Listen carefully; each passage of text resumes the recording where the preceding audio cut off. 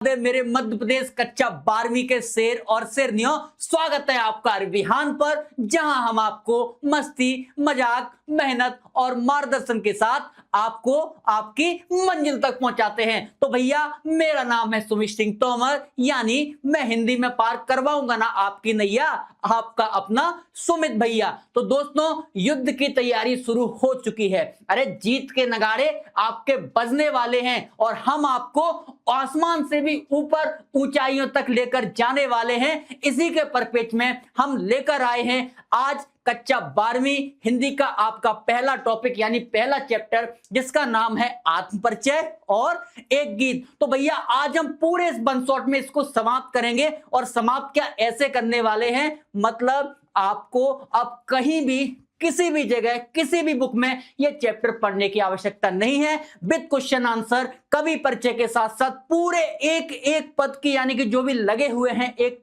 एक गीत और आत्म परिचय के, हम सब इसी में बढ़िया तरीके से इसको पढ़ने वाले हैं। और भैया, पढ़ेंगे क्या, ऐसे करेंगे कि जैसे इसका पोस्टमार्टम कर रहे हैं, मतलब इसको बढ़िया तरीके से गढ़ने वाले हैं। तो तैयार हो जाइए, आज हम अपना पूरा चैप्टर कंप्लीट करने वाले हैं। देख सकते हैं जैसा कि आत्म परिचय और एक गीत आपके सामने है। तो भैया, अरबिहान की एक परंपरा रही है।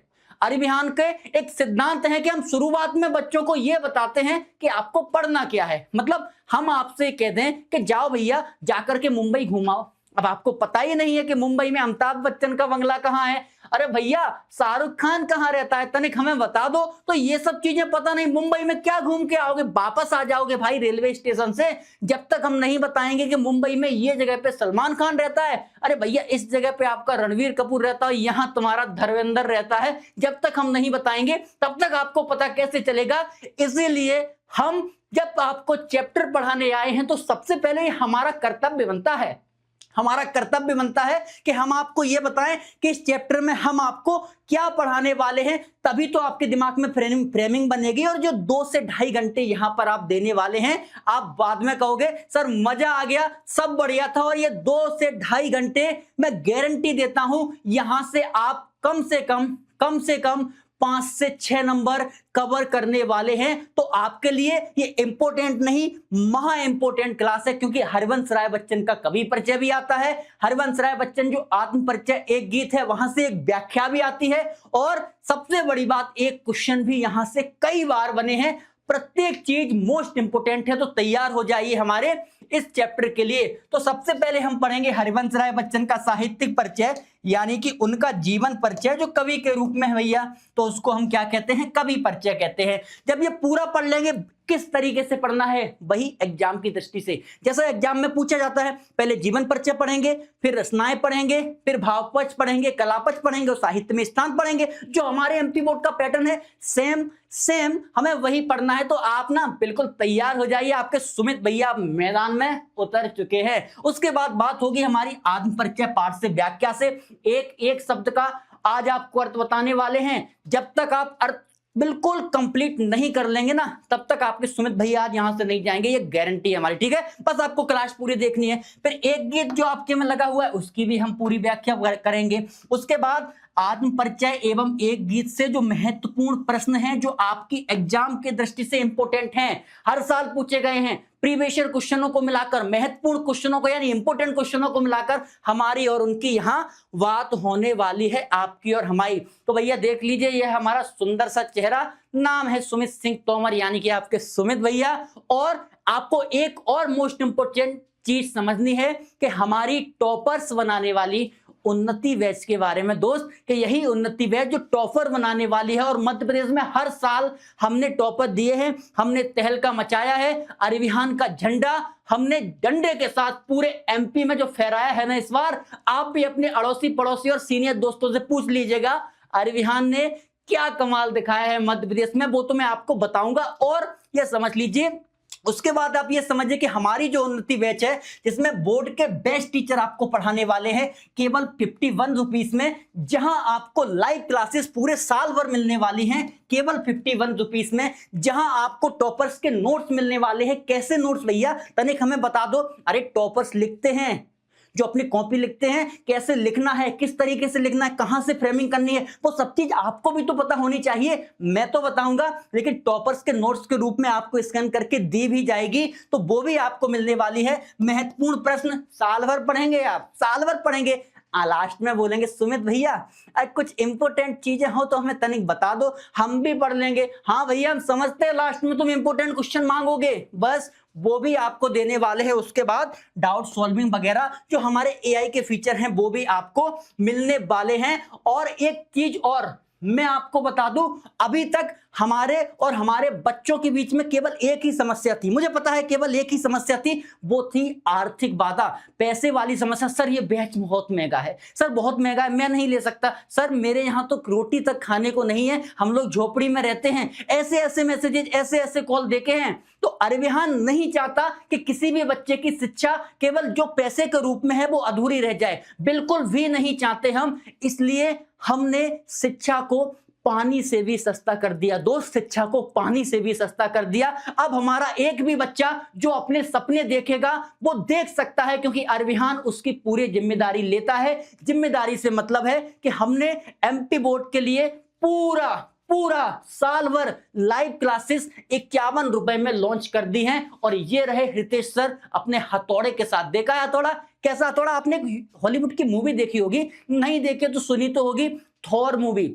उसके पास एक हथौड़ा होता है, हथौड़े से क्या करता है वो, जो बुरे लोग होते हैं ना, बुराई, उनका नाश करता है। तो ऐसे भी हमारे एक थॉर है जिनका नाम है रितेश सर, उनके पास भी एक हथौड़ा है। उसी हथौड़े से ना भैया वो हमारे और आपके बीच में जो एक बुराई आ रही थी आर्थिक बाधा के रूप में, हमने उसको समाप्त कर दिया है। और अब अरविहान की जो क्रांति है वो पूरे भारत में फैलने वाली है, पूरे मध्य प्रदेश में तो फैल ही चुकी है। प्रत्येक बच्चा अब वित्तीय बोझ से पढ़ाई को जो रोकता था वो नहीं रोकेगा। आप अपनी ऊंचाइयां दीजिए, अपनी उड़ान उड़िए, हम आपके साथ कंधे से कंधा लगाकर तैयार हैं। अब कोई भी बच्चा पैसे की वजह से अपनी पढ़ाई को नहीं रोकेगा। हमने शिक्षा को एक क्रांति के रूप में, एक मुहिम के रूप में स्थापित किया है। इसलिए अरविहान हर व्यक्ति से कहता है कि हर घर शिक्षा हमें पहुंचानी है, हर घर अरविहान पहुंचाना है, हर घर शिक्षा, हर घर अरविहान। हमने शिक्षा को पानी से भी सस्ता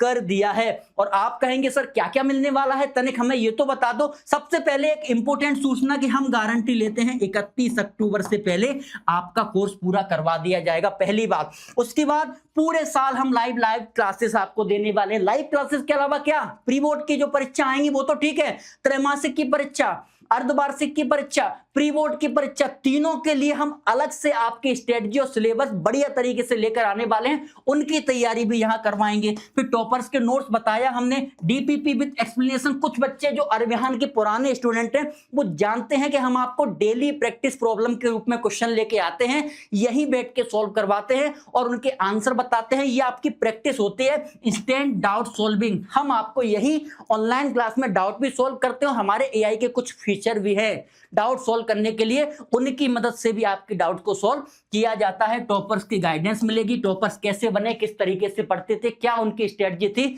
वो आपको मिलने वाली है। और इंपॉर्टेंट क्वेश्चन तो लास्ट में मांगोगे ही, वो भी तुम्हें हम देने वाले हैं। तो तैयार हैं? देख लीजिए अरविहान के उन शेरों को और निहार लीजिए। निहारने के बाद अपने मन में खुद से सोच लीजिए कि भैया अगले साल आप भी ऐसे ही मेरी फोटो लगाए होंगे और आप भी कहेंगे कि ये रहे अरविहान के टॉपर। सोच लिया ना आपने मन में? मैं गारंटी लेता हूं आपके सुमित भैया, पूरी अरविहान की टीम आपके साथ है। बस आपको मेहनत लगा के पढ़ना है। आज आकाश हैं, आज यहां पर स्टेट रैंक 1 आर खुशी हैं, श्लोक हैं, तीनों हैं।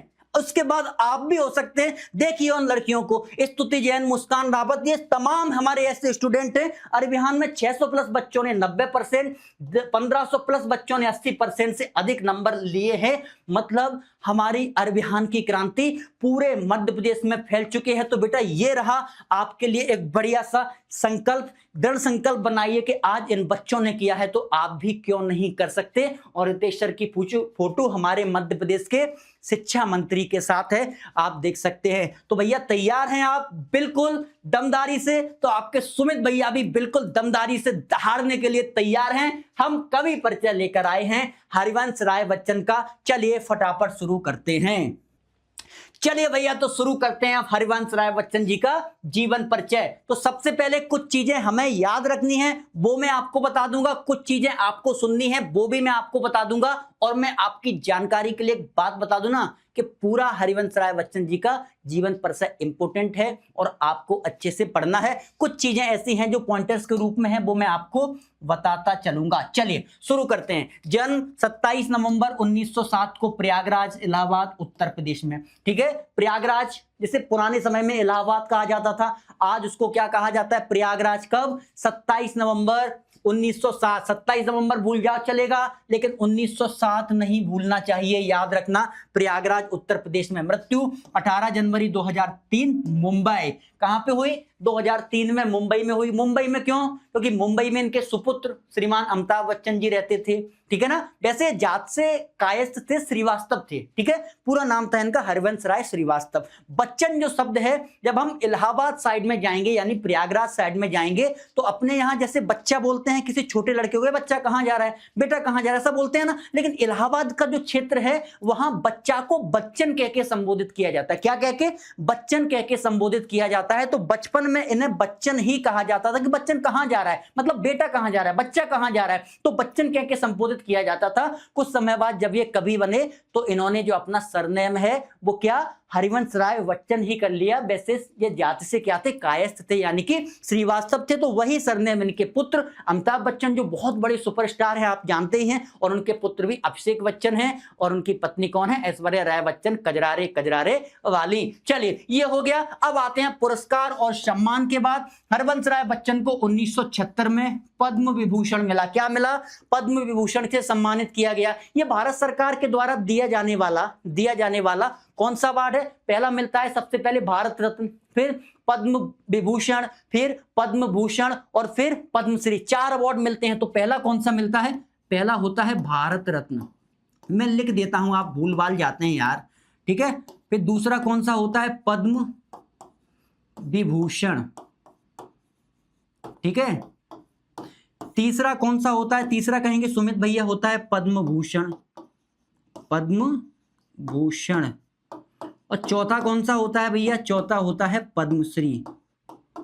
ठीक है, याद रखना, चौथा कौन सा होता है? पद्मश्री। तो इन्हें कौन सा मिला? इन्हें पद्म भूषण, यानी कि तीसरा जो अवार्ड होता है भारत सरकार का 1976 में, वो दिया गया। ऑब्जेक्टिव में पूछा जाता है कि हरिवंश राय बच्चन को कौन सा सम्मान दिया गया। आपको चारों ऑप्शन मिल जाएंगे, तो याद रखना पद्म भूषण तीसरे नंबर वाला। इन्हें साहित्य अकादमी पुरस्कार भी मिला। मधुशाला में इनकी उमर खय्याम की मस्तानापन मिलता है। साहित्य अकादमी क्या होता है? हिंदी में विशेषकर 2 पुरस्कार सबसे बड़े माने जाते हैं। सुन लो, पहला पुरस्कार है ज्ञानपीठ पुरस्कार। ज्ञानपीठ पुरस्कार हिंदी के क्षेत्र में एक बड़ा पुरस्कार माना जाता है। उसके बाद जो दूसरा बड़ा पुरस्कार माना जाता है उसे बोलते हैं साहित्य अकादमी पुरस्कार। कौन सा? साहित्य अकादमी पुरस्कार। तो इनको कौन सा मिला है? साहित्य अकादमी पुरस्कार मिला है। अगर बात करें इनकी पहली रचना की, अगर कोई पूछ ले कि हरिवंश राय बच्चन जी की पहली रचना कौन सी है, कोई भले मानस भाई आकर के आपसे टकरा जाए और पूछ ले पहली रचना या पहला काव्य कौन सा है, तो आपको बढ़िया मस्ती से बोलना है कि इनकी पहली रचना है तेरा हार।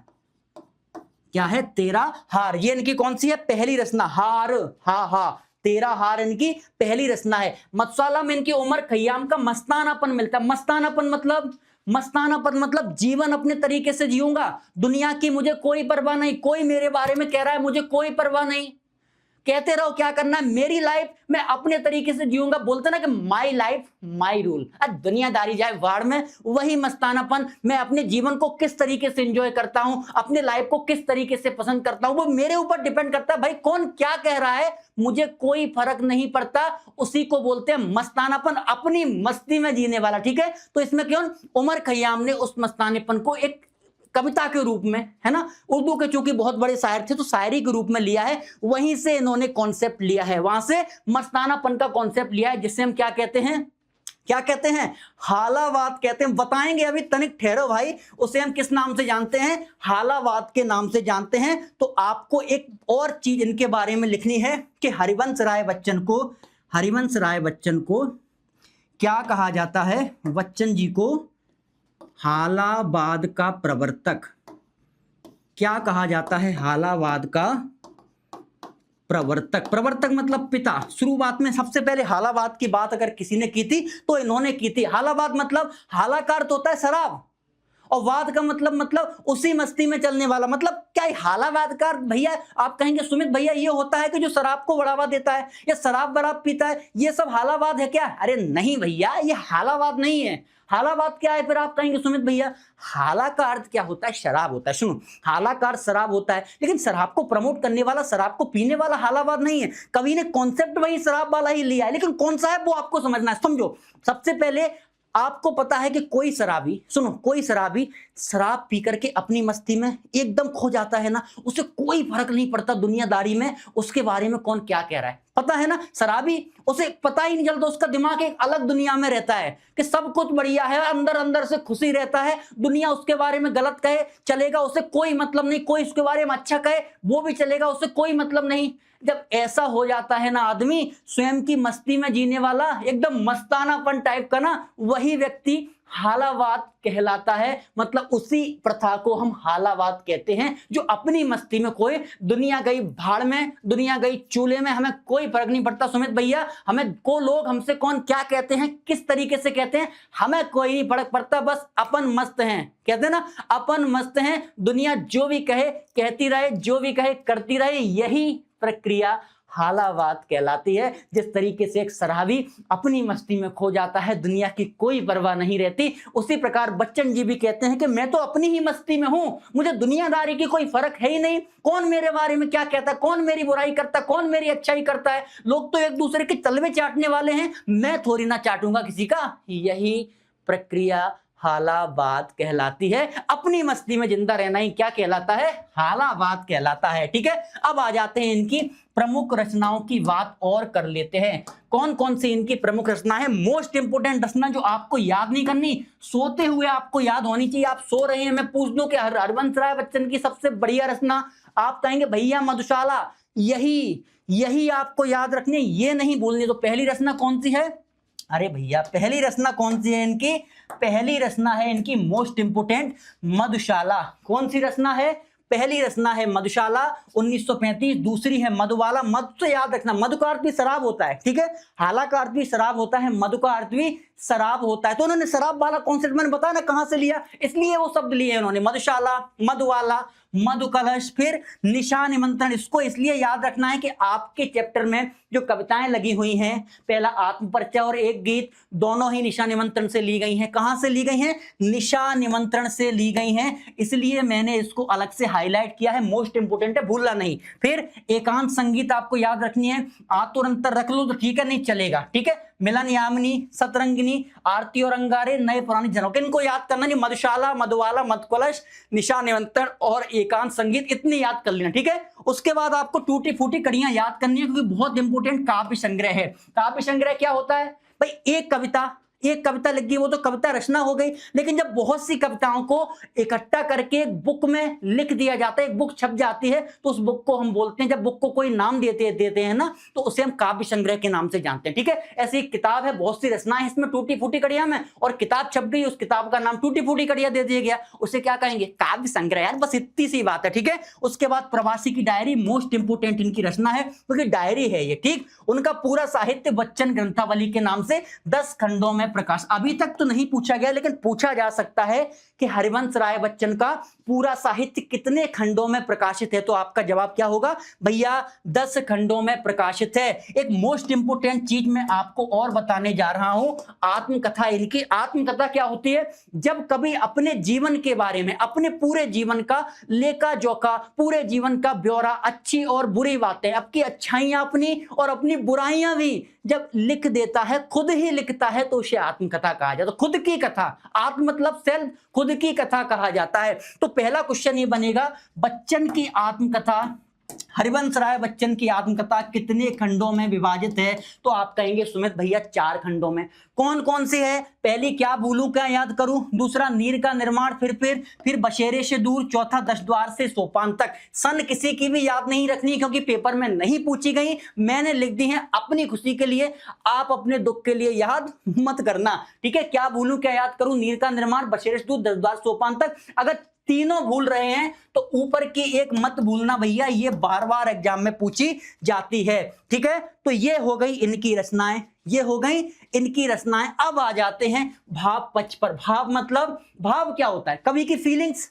कविता लिखते समय कवि किन फीलिंग्स यानी किन भावनाओं का प्रयोग कर रहा था, उनकी कविता का मुख्य विषय क्या था, सब्जेक्ट क्या था, वही भाव पक्ष कहलाता। बहुत ज्यादा नहीं आपको सीखना, बहुत ज्यादा नहीं भटकना। सबसे पहले भाव पक्ष में हालावादी दर्शन में बताया था ना, हालावादी वही मस्ती है ना, वही उनकी प्रारंभिक कविताएं जैसे मधुशाला में मस्ती, उन्मुक्ता और जीवन का आनंद में। उन्मुक्ता मतलब स्वतंत्र, उन्मुक्त हैं, बिल्कुल स्वतंत्र हैं, उनकी ही बात करते हो। जीवन में कैसे आनंद मतलब मौज मस्ती और अपने हृदय की प्रसन्नता व्यक्त की जा सकती है, वो बताया है। फिर रहस्यवादी भावना, उनकी रचनाओं में हालावत के साथ साथ गहराई और रहस्य का भी सुंदर मेल मिलता है। रहस्यवादी भावनाएं मतलब, रहस्य क्या होता है? जो गुप्त होता है वही तो रहस्य होता है ना। तो हमारे मन में कुछ ऐसी भावना जो हम प्रकट करने वाले हैं, रहस्यवाद के अंतर्गत आती हैं। प्रेम और सौंदर्य, कविताओं में प्रेम और सौंदर्य का चित्रण है, इसमें जीवन का जरूरी हिस्सा वो मानते हैं। सामाजिक चेतना, सीधी सी बात, मन की बात तो ठीक है, लेकिन समाज में भी तो थोड़ी बहुत चेतना होनी चाहिए। मतलब समाज को जागरूक करना भी कवि का काम है। समाज कुछ गलत कर रहा है, अगर आपकी कविताएं कोई पढ़ रहा है तो उन कविताओं के माध्यम से अगर समाज का भला हो तो कितनी बढ़िया बात है, सोने पे सुहागा वाली बात है वो। तो वही सामाजिक चेतना, उनकी कविताओं में समाज और सामाजिक समस्याओं की झलक मिलती है। और कवि जब अपनी कविताओं में सामाजिक समस्याएं लिखता है ना, तो लोग पढ़ते हैं, सरकारें भी पढ़ती हैं कि ये समस्या चल रही देश में, अरे इसको सुधारो यार, कवि लिख रहा है ये। तो ये सामाजिक समस्याएं हैं। व्यक्तिगतता, कविताओं में उनके अपने सुख दुख, ठीक है, अनुभव दिखाई देते हैं, लेकिन वे समाज से जुड़े रहते हैं। व्यक्तिगतता का अर्थ क्या है? कुछ हमारे दुख हैं, कुछ हमारे मतलब व्यक्तिगत मतलब अपने मन की बात है हमारे भी दुख, लेकिन जो हमारे दुख हैं वो लोगों के दुख भी तो हो सकते हैं। ऐसा तो नहीं है कि आपका दुख दुनिया से अलग है, बिल्कुल नहीं। जो हमारे दुख हैं वो लोगों के दुख हो सकते हैं। तो वही दुख हम कविताओं के माध्यम से प्रदर्शित करें तो व्यक्तिगतता कहलाती है। प्रेरणादायक रचनाकार यानी उनकी कविताएं निराश व्यक्ति को भी हिम्मत दे देती हैं। क्या करती हैं? निराश व्यक्ति को भी भैया हिम्मत दे देती हैं। तो इतना तो है कि बच्चन जी बड़े बढ़िया व्यक्ति थे। चलिए भैया आगे बढ़ते हैं। ऐसी स्थिति में मुझे ना हरिवंश राय बच्चन के मधुशाला की एक बहुत अच्छी पंक्तियां याद आ रही हैं कि वैसे तो मुसलमान और हिंदू अलग अलग हैं, दोनों बड़ी लड़ाई लड़ते हैं धर्म के नाम पर, लेकिन जैसे ही ठेके में जाते हैं ना, मतलब मधुशाला ठेके में जाते हैं तो ठेके में जाकर इनकी लड़ाई बड़ाई खत्म हो जाती है। हरिवंश राय बच्चन जी कहते हैं कि मुसलमान और हिंदू दो हैं, एक मगर उनकी प्याला, एक मगर उनका मदिरालय, एक मगर उनकी हाला, दोनों रहते एक न जब तक मंदिर मस्जिद में जाते, बैर कराते मंदिर मस्जिद, प्रेम कराती मधुशाला। वो कहते हैं कि मंदिर मस्जिद में तो अलग, भाई हिंदू है तो मंदिर में जाएगा, मुसलमान है तो मस्जिद में जाएगा, ये दोनों तो कर रहे हैं, लेकिन प्रेम क्या है इनके अंदर? वो मधुशाला जब ठेके पे जाते हैं ना, फिर नहीं पूछते कि इस गिलास में हिंदू ने पी थी क्या शराब, अरे भैया हम नहीं पियेंगे, इसमें मुसलमान ने पी थी, तब नहीं पूछेंगे, तब तो बस मिल गई, ली और चढ़ा ली और बोल दिया, एक तो खेल ही खत्म है। तो वो सब चीजें हैं। तो इन चीजों पर भी हरिवंश राय बच्चन जी ने बहुत कुछ लिखा है। अब आते हैं कला पक्ष पर। कला क्या है? कला पक्ष मतलब कवि ने कविता लिखते समय किस भाषा का, किस शैली का प्रयोग किया है, ये कला पक्ष के अंतर्गत आते। कौन सा रस है, कौन सा छंद है, कौन सा अलंकार है, बस इतना ही, ये सब बेसिक चीजें कला पक्ष के अंतर्गत आती, ज्यादा दिमाग नहीं लगाना, ठीक है। बच्चन जी की भाषा कैसी? शुद्ध साहित्य, खड़ी बोली, याद रखना ये चीज। जब आप कविता लिखेंगे वो व्याख्या करेंगे, व्याख्या करने के बाद जब आप काव्य सौंदर्य पे जाएंगे, काव्य सौंदर्य लिखेंगे, तो भैया वहां आप ये लाइन सब में यूज कर सकते हैं। बच्चन जी की भाषा शुद्ध साहित्य खड़ी बोली, और बच्चन जी ना लिखें तो क्या लिखेंगे? भाषा शुद्ध साहित्य खड़ी बोली, एक काव्य सौंदर्य आपका यहीं से तैयार हो गया, ठीक है। इनकी भाषा में तत्सम शब्दावली के साथ साथ तद्भव उर्दू, फारसी और अंग्रेजी के शब्द मिलते हैं। ये दूसरी हो गई, ये दूसरी हो गई। ये भी लिख सकते हैं आप काव्य सौंदर्य में कि इनके भाषा में तत्सम शब्दों के साथ साथ उर्दू, फारसी, संस्कृत आदि के शब्द मिलते हैं। दो हो गए आपके काव्य सौंदर्य यहीं से। बच्चन जी ने सदैव सीधी सादी जीवंत भाषा को ही अपनाया है, ये भी लिख सकते हैं। इन दोनों में से कोई एक लिख देना, या तो ये दोनों लिख देना या ये लिख देना, दोनों बराबर है। बच्चन जी ने मुख्यतः प्रांजल शैली, प्रांजल का अर्थ होता है शुद्ध, प्रांजल शैली का प्रयोग किया है, और इनकी रचनाओं में भावात्मक गेता, ये शैली अथवा गीत शैली भी के भी दर्शन होते हैं। भावात्मक गीत मतलब गाने योग्य, जो भावनाओं से लिखी गई, मतलब इसमें भावनाएं हैं, और गयिता मतलब जो गाई जा सके ऐसी शैली का प्रयोग किया है। बच्चन जी सरस एवं सरस शैली में गंभीर विचार प्रस्तुत करने की कला अद्वितीय थी। मतलब कोई ऐसे गंभीर विचार जो भैया सुनने में आज से लगे और बहुत सही बात है, बहुत बड़ी बात कह दी इनने, लेकिन जब लैंग्वेज बिल्कुल सरल हो जाती है ना, जब बिल्कुल सिंपल भाषा हो जाती है, तो गंभीर विचार भी ना बड़े आसानी से लिखे जा सकते हैं सरल भाषा के साथ। वो काम हरिवंश राय बच्चन ने किया है, याद रखना। अब साहित्य में स्थान के हिंदी साहित्य इनको याद क्यों रखे, आखिर ऐसा क्या किया है हरिवंश राय बच्चन जी ने? तो सीधी सी बात है, आपके कक्षा 12वीं में लगे हैं तो याद तो रखना, बड़े तो कवि हैं तो क्यों इन्हें याद रखा जाए। सुनो, हरिवंश राय बच्चन जी को हालावाद का प्रवर्तक कहते हैं, बता चुके हैं आपको। हरिवंश राय बच्चन जी को उत्तर छायावादिक काल, उत्तर छायावादिक काल मतलब, अब जब हिंदी में जब आधुनिक काल पढ़ते हैं, वैसे हिंदी जो हमारा पद्य साहित्य है आपको पता है 4 कालों में विभाजित है। पहला कौन सा है? आदिकाल। दूसरा कौन सा है? भक्तिकाल। तीसरा कौन सा है? रीतकाल। चौथा है आधुनिक काल।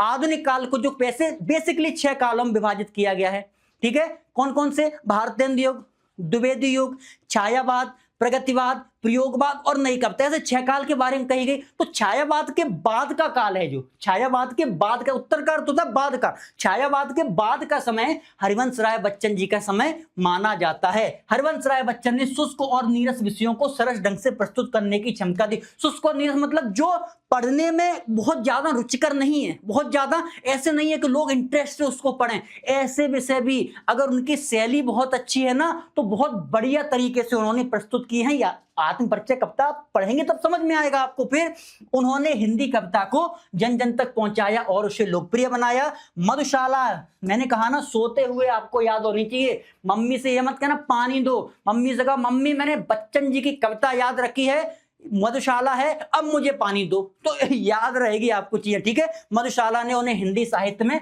अमर स्थान दिलवाया है। तो भैया ये हो गया हरिवंश राय बच्चन जी का पूरा कवि परिचय। सुमित भैया की गारंटी है, गारंटी क्या? वो बाहुबली की शिवगामी देवी पता है कि हमारा वचन है और मेरा वचन ही है शासन। तो ये मेरा भी वचन है आपसे कि भैया अगर आप इतना कर लेते हैं तो पूरे में पूरे नंबर मिलेंगे, एक नंबर बाहर नहीं जाएगा और बढ़िया तरीके से लिख देंगे। 100% आप बहुत अच्छे हिंदी में नंबर लेकर आने वाले हैं। तो हमारा जीवन परिचय कंप्लीट। अब बात करते हैं जो पहली कविता लगी हरिवंश राय बच्चन जी की, आत्म परिचय की।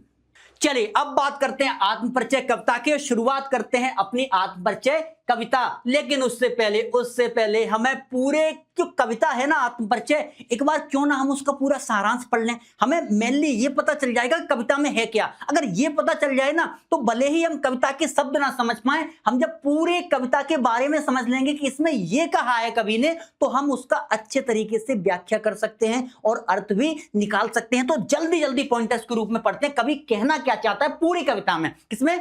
आत्म परिचय में। तो कवि ने जीवन में भी कठिनाइयां, कवि के जीवन में भी कठिनाइयां हैं, लेकिन फिर भी मन में प्रेम लिए हुए हैं और कवि अपने मन का गान किया करता है। पहली बात, कवि कहता है ऐसा नहीं है कि समस्या मुझे नहीं है, मेरे पास है, लेकिन क्या करूं, दीवार से सर मार दूं क्या भाई समस्या है मुझे, या भगवान से कहूं हे भगवान समस्या क्यों दे दी? नहीं है, मेरे पास भी समस्या है, लेकिन ठीक है मैं उन समस्याओं का मतलब समाधान निकाल रहा हूं, सॉल्यूशन निकाल रहा हूं, उसके बाद भी सबसे प्रेम से बात कर रहा हूं और प्रेम को धारण किए हुए हूं। ऐसा नहीं है चलते फिरते आदमी को गाली गुल्ला दे दूं, ये नहीं करूंगा मैं, ठीक है। कवि ये कहते हैं, कवि का हृदय जलता है फिर भी इस भवसागर में सुख और दुख दोनों में मस्ती में रहते। हृदय उनका भी जलता है, भवसागर मतलब संसार रूपी सागर है, लेकिन सुख आएगा दुख आएगा सब कुछ आएगा ना, बस हमारा काम यह है सबको समान रूप से व्यवहार के रूप में लेते हुए मस्ती के साथ अपना जीवन व्यतीत करना। कवि कहते हैं सांसारिक ज्ञान अधूरा है, इसलिए मैं सीखा हुआ ज्ञान बुलाना चाहता हूं। कवि स्वयं को जग से अलग बताता है, कभी नॉर्मली ये बात करता है,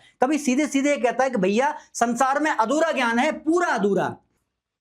क्या कहता है भैया कवि? सीधी बात है, कवि कहता है संसार में अधूरे ज्ञान से मुझे क्यों, अधूरा कौन सा है भैया? कवि कहता है यहां पर व्यक्ति को लोभ है, मोह है, ईर्षा है, द्वेष है, जलन है, एक दूसरे से फालतू में ही जलते हैं। कल को मैं BMW ले आया, मेरा पड़ोसी कहता तू BMW ले आया, तेरे पास इतने पैसे कहां से आए? अरे भाई वो मेरी जिम्मेदारी, मैं कमा रहा हूं, क्यों मुझसे जलते हैं मेरे पड़ोसी? कभी कहता है ये ज्ञान मुझे अधूरा अच्छा नहीं लगता संसार का। तो ऐसे अधूरे ज्ञान से क्या है, मैं इसको बुलाना चाहता हूं, मुझे ऐसे ज्ञान से कोई मतलब नहीं। फिर क्या कहता है कवि? कहते हैं वे अपने मन का भाव उद्गार लिए हुए हैं, यह अधूरा संसार उन्हें अच्छा नहीं लगता, इसलिए वे अपने संसार के अपने सपनों के संसार में जीते हैं कि ये फालतू की चीजें हैं, मेरे मन में जो मेरे सपने हैं मैं बस मुझे वही अच्छे लगते हैं, ये कहते समझाएंगे पूरा। पहले ये समझ लो, कभी के पास यौवन अस्ताद जवानी का उन्माद है, मस्ती है, पर उन उन्माद में भी अवसाद भी लिए हैं। कभी बाहर खुश दिखते हैं लेकिन मन रोता है, सीधी सी बात है, अंदर से सब दुखी हैं, लेकिन हर व्यक्ति से कहना तो नहीं है ना, सीधी बात नहीं कहना है मुझे,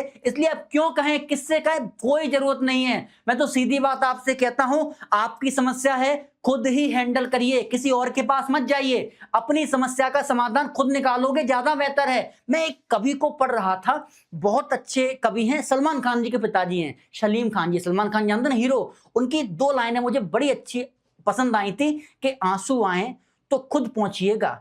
वो कहते हैं कि आंसू आए तो खुद पहुंचिएगा, लोग पहुंचेंगे तो सौदा करेंगे। सीधी सी बात है ना, अगर तुम्हारे आंसू हैं, तुमने अपना जो सर है किसी दूसरे के कंधे पर रख दिया, तो वो अगर तुम्हारे आंसू पहुंच नहीं पाए, कुछ ना कुछ तुमसे सौदा करेंगे, तुम्हारे दुख बांटने में भी सौदा करेंगे। ऐसे व्यक्तियों के पास नहीं जाना है। कभी कहता है कि मेरे रोदन में राग है, मेरी बाणी शीतल है, पर इसमें आग है, मैं रोता हूं और आप लोग इसे गाना समझते हैं, मैं दुनिया का एक दीवाना हूं, ये भी बताऊंगा। मेरे पास मादकता है, ठीक है, मादकता का अर्थ वैसे नशा होता है, लेकिन कौन से नशे की बात कर रहा है वो बताऊंगा। और इस दुनिया का एक दीवाना हूं, मेरे संदेश को सुनकर यह जग झूमता है। आप भी झूम रहे हो ना, हालाबाद वही, जब हाला की बात करते हैं, शराब से नहीं करते, मस्ती की बात करते हैं, वो मैं आपको बताने वाला हूं। तो भैया तैयार हो जाइए, आत्म परिचय हरिवंश राय बच्चन जी का आपके सामने।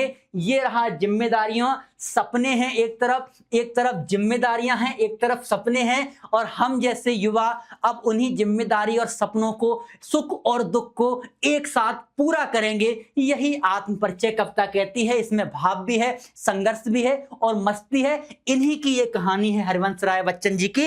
अब क्या कहते हैं बच्चन जी, सुन लीजिए कि मैं जग जीवन का भार लिए फिरता हूं, फिर भी जीवन में प्यार लिए फिरता हूं, कर दिया किसी ने झंकृत जिनको छूकर मैं सांसों के 2 थार लिए फिरता हूं। कभी कहते कि मेरे पास भी समस्याएं नहीं है क्या ऐसा तो नहीं है कि मैं बिना समस्या के हूं, जीवन में आया हूं तो मेरे पास भी समस्या, इस पृथ्वी पे पैदा हुआ हूं तो ऐसा संसार में कोई व्यक्ति है ही नहीं जिसके पास समस्या नहीं है।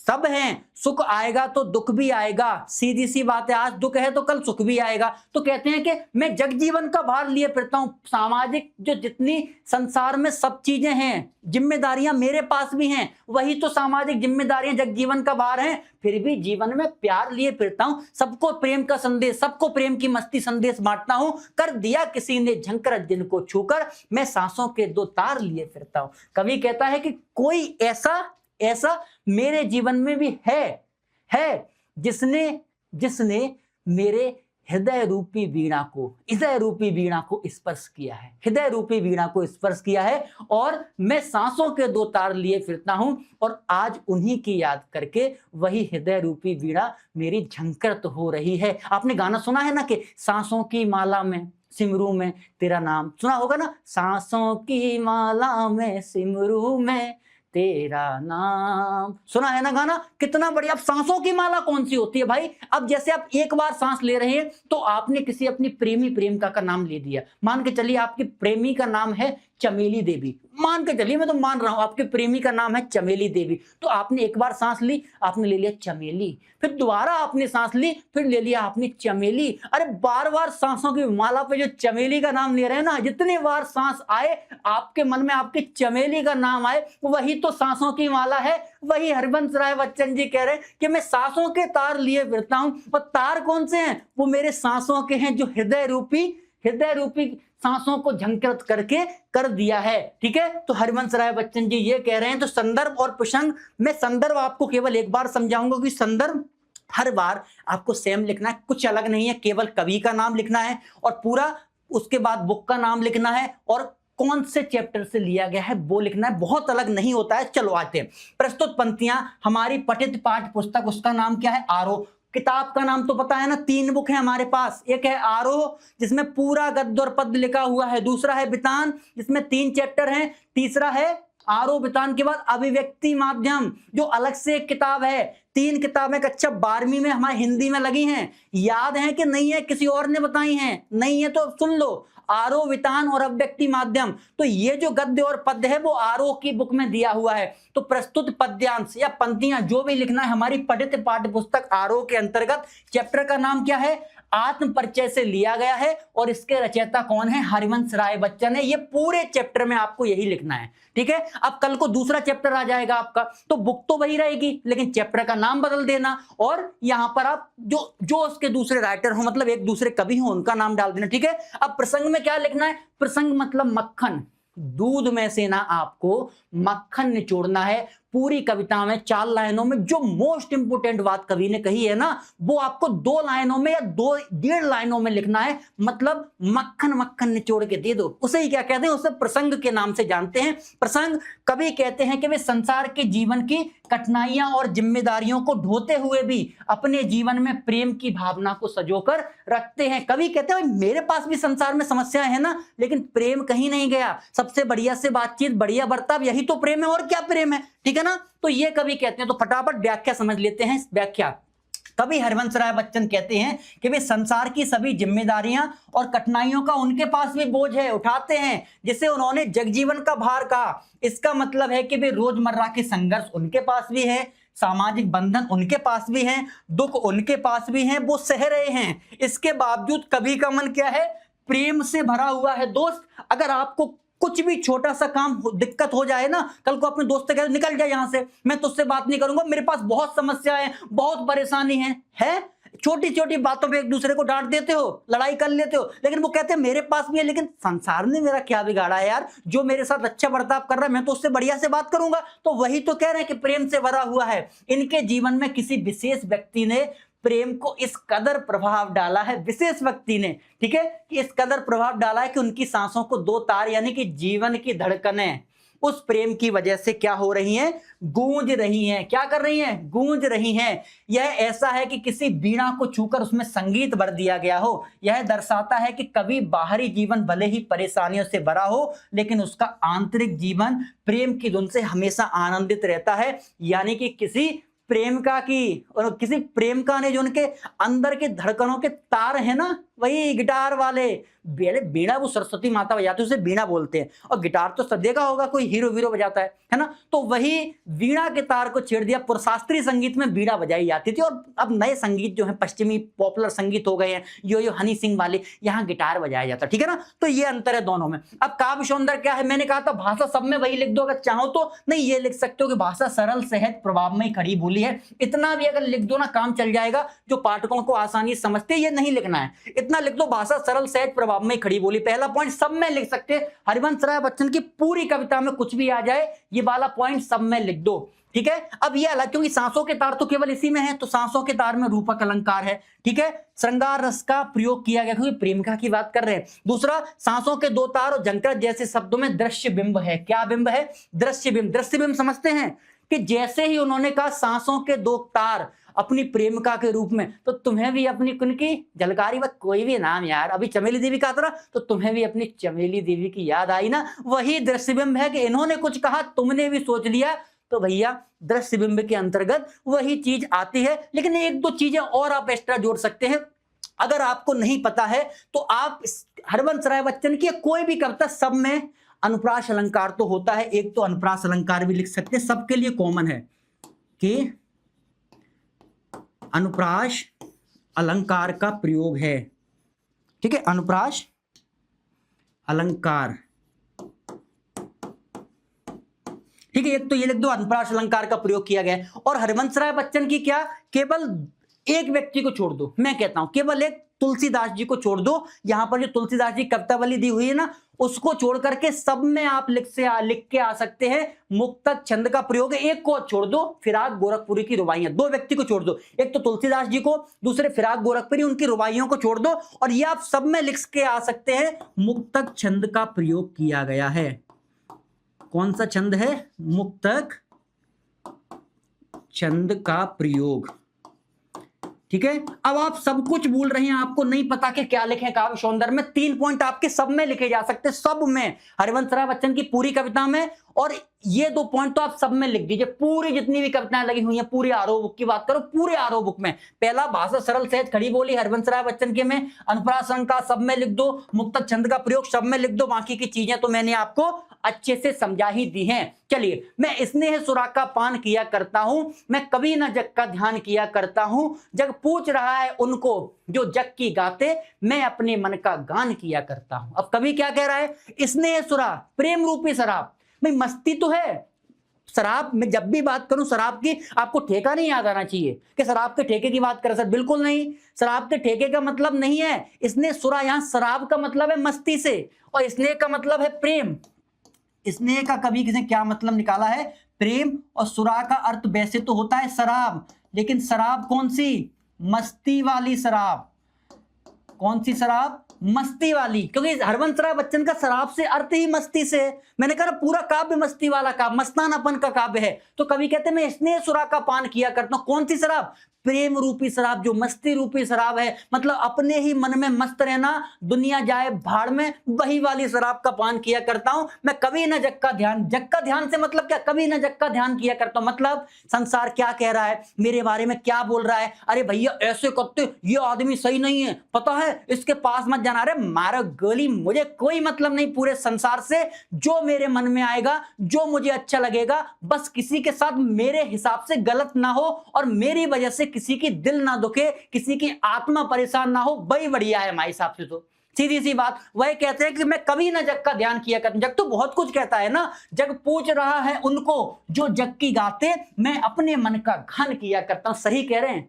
आजकल पता है चापलूसों की कमी नहीं है, कल को तुम्हारे पास 100 तरीके के चापलूस आएंगे, अरे भैया ये काम बिल्कुल बढ़िया किया आपने, है ना। अब तो ऐसा लग रहा है पूरे संसार में भैया आप ही हो, आपका भौकाल ना भैया पूरे संसार में सबसे बढ़िया, ऐसे लोग भी आपको मिलेंगे।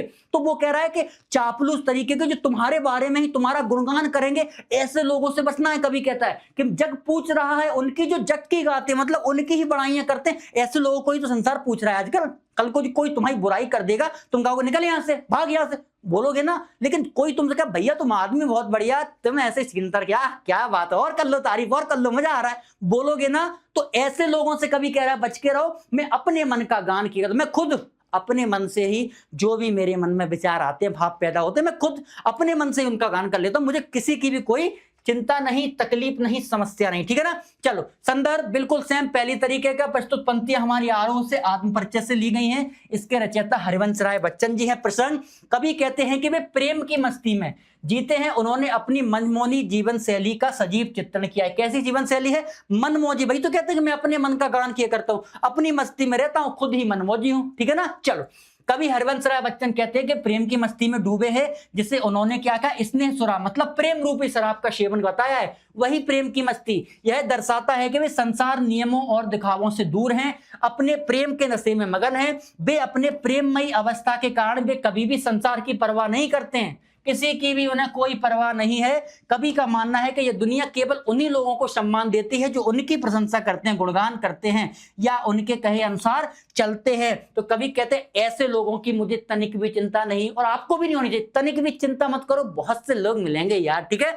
इसके बिल्कुल उलट कवि अपनी ही धुन में रहते हैं, ठीक है। वे अपने मन के भावों और विचारों को व्यक्त करते हैं, ना कि जो संसार सुनना चाहता है, ठीक। यह व्याख्या कवि की स्वतंत्र और निडर, क्या? यह व्याख्या कवि की स्वतंत्र और निडर प्रवृत्ति को दर्शाती। प्रवृत्ति मतलब विशेषता। क्या होता है प्रवृत्ति? विशेषता को दर्शाती है, जो दुनिया के दिखावे और स्वार्थपूर्ण व्यवहार को टुकराकर अपनी सच्ची भावनाओं को प्राथमिकता देती है। दुनिया दिखावा वाली है, उसका स्वार्थ है, कुछ ना कुछ तो सेल्फिश है, दुनिया स्वार्थ वाली है, तो यही दिखावा है दुनिया का। अरे मतलब नहीं किसी का, जान दे भाड़ में, किसी की भी कोई भी दिखावा दिखावा हमें नहीं करनी, अपने मौज से जियो, दुनिया जाए भाड़ में, हम तो मौज में रहते हैं, ठीक है। आ जाओ, कभी दुनिया के दिखावे और चाटुकारिता को अस्वीकार करते हैं और अपनी स्वतंत्रता को महत्व देते हैं। इसमें आप एक काम और कर सकते हैं, मुझे अभी याद आ गया, दिख गया ये, कि काव्य सौंदर्य में ना आप एक पॉइंट वो लिख सकते हैं जो व्याख्या में आपने लिखा है, ठीक है।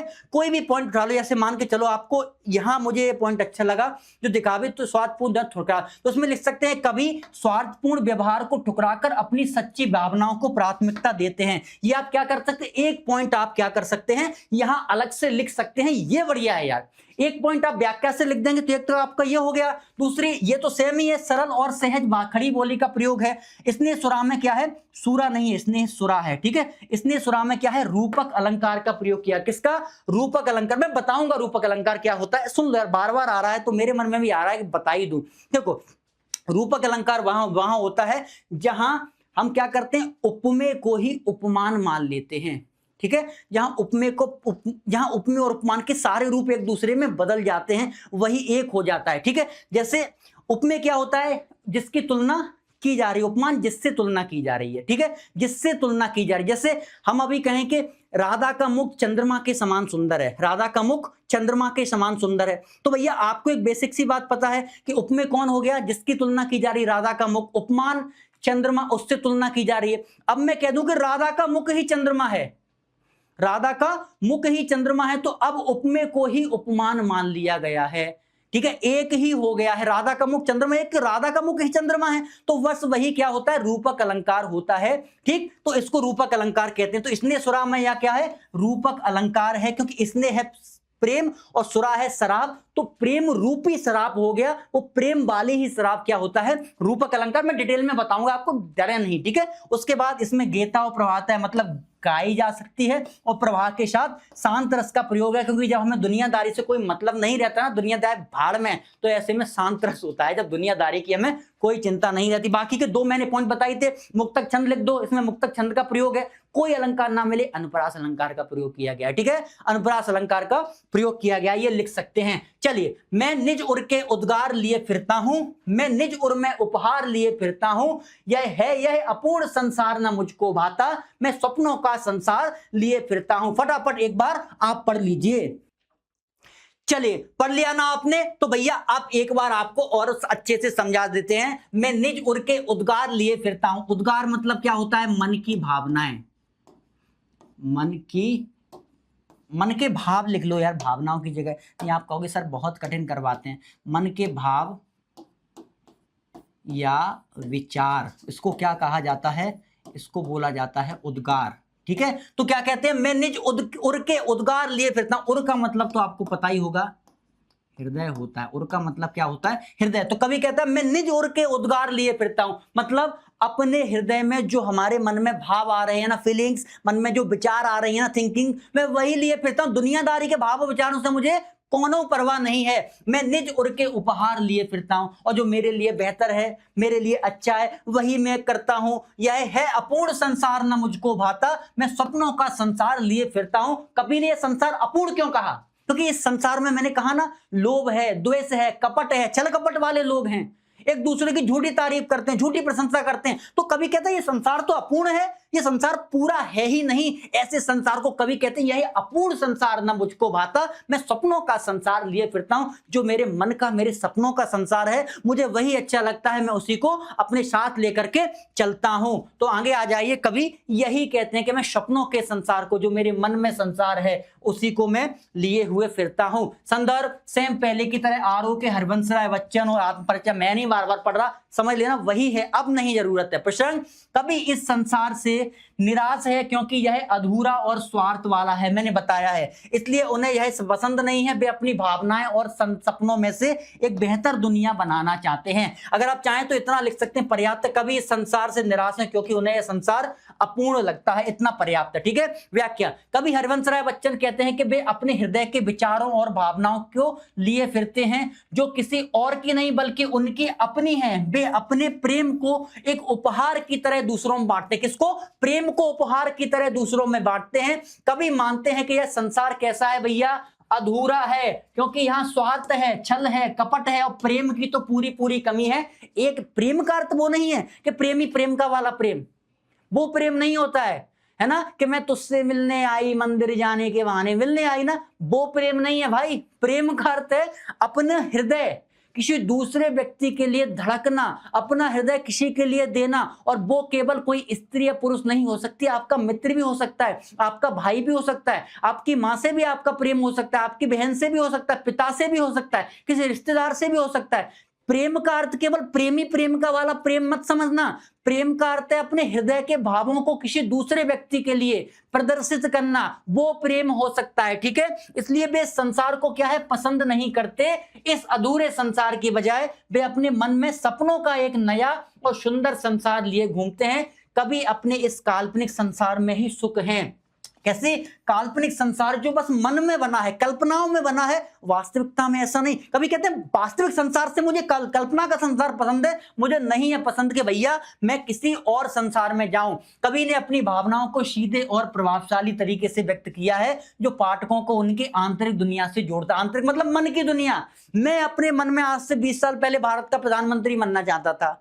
हालांकि 20 नहीं यार, इतना तो उम्र भी नहीं है मेरी, मतलब ये समझ लो 7-8 साल पहले, ठीक है। 20 तो बहुत यार, अभी इतना 40-45 साल का थोड़ी ना हूं यार मैं, अभी बहुत कम उम्र है, बताऊंगा लेकिन कम उम्र है, ठीक है ना। तो मैं ये बोलता हूं कि अभी मेरे मन में तो मान के चलो बेसिकली मैं ये सोचता था कि एक समय पहले मैं भारत का प्रधानमंत्री बन जाऊं, जब मैं कक्षा 12वीं में पढ़ता था। अरे नहीं, प्रधानमंत्री नहीं, लेकिन इतना तो था कि यार कुछ बड़ा करूंगा, और बड़ा कर रहा हूं ना, आप लोगों को पढ़ा रहा हूं, ये तो ठीक है, लेकिन और बड़े बड़े सपने तो मैं तो खुश था ना। लेकिन जैसे संसार में देखा है, ऐसे लोग भी होते हैं, छल कपट, आपको पीछे गिराएंगे, आपको पीछे खिसकाएंगे, ये दिक्कत वाली बात थी। बस यही हमें समझनी है, ठीक। भाषा अत्यंत कैसी सरल, सहज और प्रभावपूर्ण है, खड़ी बोली और शांत रस है, ठीक है। जब दुनिया से कोई मतलब नहीं, वहां शांत रस, निज और के उद्गार और निर्उज के उपहार में अनुप्रास अलंकार है। लिखें तो ठीक है, नहीं लिखें तो केवल इतना लिख दे, अनुप्रास अलंकार का सुंदर प्रयोग है। सपनों के संसार में रूपक अलंकार है, सब नहीं लिखना है, केवल इतना लिख दो, अनुप्रास अलंकार का सुंदर प्रयोग। और 2 तो अपने मन के हैं, मुक्तक छंद, वही मैंने बताया था, मुक्तक छंद सब में लिख दो, सब में काम आएगा, ठीक है। आ जाओ। मैं जला हृदय में अग्नि दहा करता हूं, सुख दुख दोनों में मग्न रहा करता हूं, जग भव सागर तरने में नाव बनाए, मैं भव मौजों में मस्त बहा करता हूं। तो फटाफट एक बार पढ़ लीजिए। चलिए, पढ़ लिया तो कवि क्या कहता है, मैं जला हृदय में अग्नि दहा करता हूं। तो कौन सा हृदय? अपने इस हृदय में क्या अग्नि, अग्नि मतलब आग। और कौन सी आग? कवि की तो एक ही आग है हृदय में, पता है कौन सी? प्रेम रूपी आग। कौन सी आग? प्रेम रूपी आग। तो कवि कहते हैं मैं तो अपने हृदय में प्रेम रूपी आग को जलाया करता हूं, सुख और दुख दोनों में मग्न रहा करता हूं। ठीक है ना यार, ये लाइफ के सर्कल हैं, सुख और दुख सबको पता है भाई। आज अगर तुम्हारे पास दुख है तो कल को सुख भी आएगा, कल सुख था तो आज दुख भी आएगा। प्रकृति का नियम है, मैं 50 बार कह रहा हूं, नियम है। आज रात हुई है तो सवेरा होना ही है। ऐसा संसार में कोई व्यक्ति नहीं जो सवेरा होने से रोक देगा, ठीक है ना। तो ये सब चीजें तो होनी है। तो बस वो समझिए कि सुख दुख दोनों में मग्न रहा करता हूं, जग भव सागर तरने को नाव बनाए, मैं भव मौजों पर मस्त रहा करता हूं। भव का अर्थ होता है संसार, यहां भाव लिखा है तो भैया भाव तो नहीं होगा, क्या होगा? भव होगा। क्या होगा भैया? भव, ठीक है। मैं भव कर देता हूं, नहीं अब भाव समझोगे, फीलिंग्स। जग भव सागर तरने को नाव बनाए, मैं भव मौजों पर मस्त रहा करता हूं। तो कवि कहते हैं कि संसार के जो लोग हैं ना, वो संसार रूपी सागर, भव मतलब संसार, सागर मतलब यह संसार क्या है? एक समुद्र के समान है। अब सागर की कोई था तो नहीं होती, समुद्र की कोई गहराई नहीं, समुद्र कितने लंबे, ऐसे संसार की कोई था है? कितने लोग हैं, कितने अच्छे हैं, कितने बुरे हैं, क्या है इसका नियम, कुछ नहीं पता किसी को, संसार को कोई समझ ही नहीं सकता। तो कवि कहते हैं कि भैया जग भव सागर तरने को नाव बनाए, भाई तुम ये संसार रूपी जो सागर है ना, उसको पार लगाने के लिए एक नाव बना रहे हो कि कम से कम इस संसार रूपी सागर से तो पार लगाया जाए। कवि कहता है मुझे कोई फर्क नहीं, मैं भव मौजों में मस्त रहा करता हूं। जो संसार रूपी तरंगे हैं, मौजें हैं, मैं तो इसमें मस्त रहा करता हूं, बढ़िया से तैरता हूं और अपनी मस्ती में जीवित रहता हूं। मैं आपसे भी कहता हूं कि अपनी मस्ती में जीवित रहिए। सुख और दुख दोनों में संतुलन बनाना है और जग की कोशिश करनी है, बस वही इंपोर्टेंट है दोस्त लाइफ में। संदर्भ बिल्कुल पहले की तरह प्रसंग में आते हैं कि कवि कहते हैं कि वे प्रेम की पीड़ा को मन में रखते हैं, फिर भी सुख में समान, सुख और दुख में समान रहते हैं। पीड़ा उनके भी मन में है प्रेम की। भाई कहा ना यार, कोई छोड़ गया उनको भी, शुरुआत में बताया था, तो उनके मन में भी पीड़ा है, उनकी भी कोई होगी। लेकिन भाई दुनिया को गाली थोड़ी ना देंगे, भगवान क्या किया आपने, मुझे छोड़ गई तो छोड़ गई, है ना, मजाक कर रहा हूं। तो ये सब चीजें समान रहते हैं। भाई जीवन के सागर को पार करने की कोशिश नहीं करते, बल्कि उनकी लहरों पर मस्ती से बहते हैं। किस पर? लहरों पर, तरंगों पर क्या करते हैं? मस्ती से बहते हैं, ठीक है ना। चलो व्याख्या। कवि हरिवंश राय बच्चन कहते हैं कि वे अपने हृदय में प्रेम की पीड़ा की अग्नि जलाए हुए हैं, फिर भी सुख और दुख दोनों में समान रहते हैं। जहां दुनिया के लोग जीवन की मुश्किलों से बचने के लिए उपाय खोजते हैं, वहीं कवि जीवन के उतार चढ़ाव पर मस्ती से बहते हैं। यह उनकी सकारात्मक और मस्त मौला सोच है। सकारात्मक मतलब पॉजिटिव, मस्त मौला सोच को दर्शाता है, जहां वे जीवन से भागने की बजाय उसको स्वीकार करते हैं। लोग क्या करते हैं, नाव बनाते हैं भवसागर, मतलब भागते हैं। नाव का मतलब क्या है कि आपको समुद्र मिल गया, बस उस नाव से पार, समुद्र से पार जाना चाहते हो उस नाव के रूप में। कभी कहते हैं मैं तो जब समुद्र मिला है तो उससे जूझूंगा ना, लड़ूंगा ना, यही प्रकृति का नियम है, मुझे नाव नहीं चाहिए संसार रूपी सागर से पार निकलने के लिए, तो उसको स्वीकार करते हैं और उसी का मजा लेते हैं भैया। चलिए, काव्य सौंदर्य, भाषा सरल सहज खड़ी और प्रभावपूर्ण है। अब यहां चाहे तो एक चीज कोई पॉइंट लिख सकते हैं, ठीक है, ले लिख दो कि कवि की यहां उनकी सकारात्मक मस्तमौला सोच को दर्शाया गया है, केवल इतना भी लिख सकते हैं, ठीक। हृदय में अग्नि और भवसागर में रूपक अलंकार है,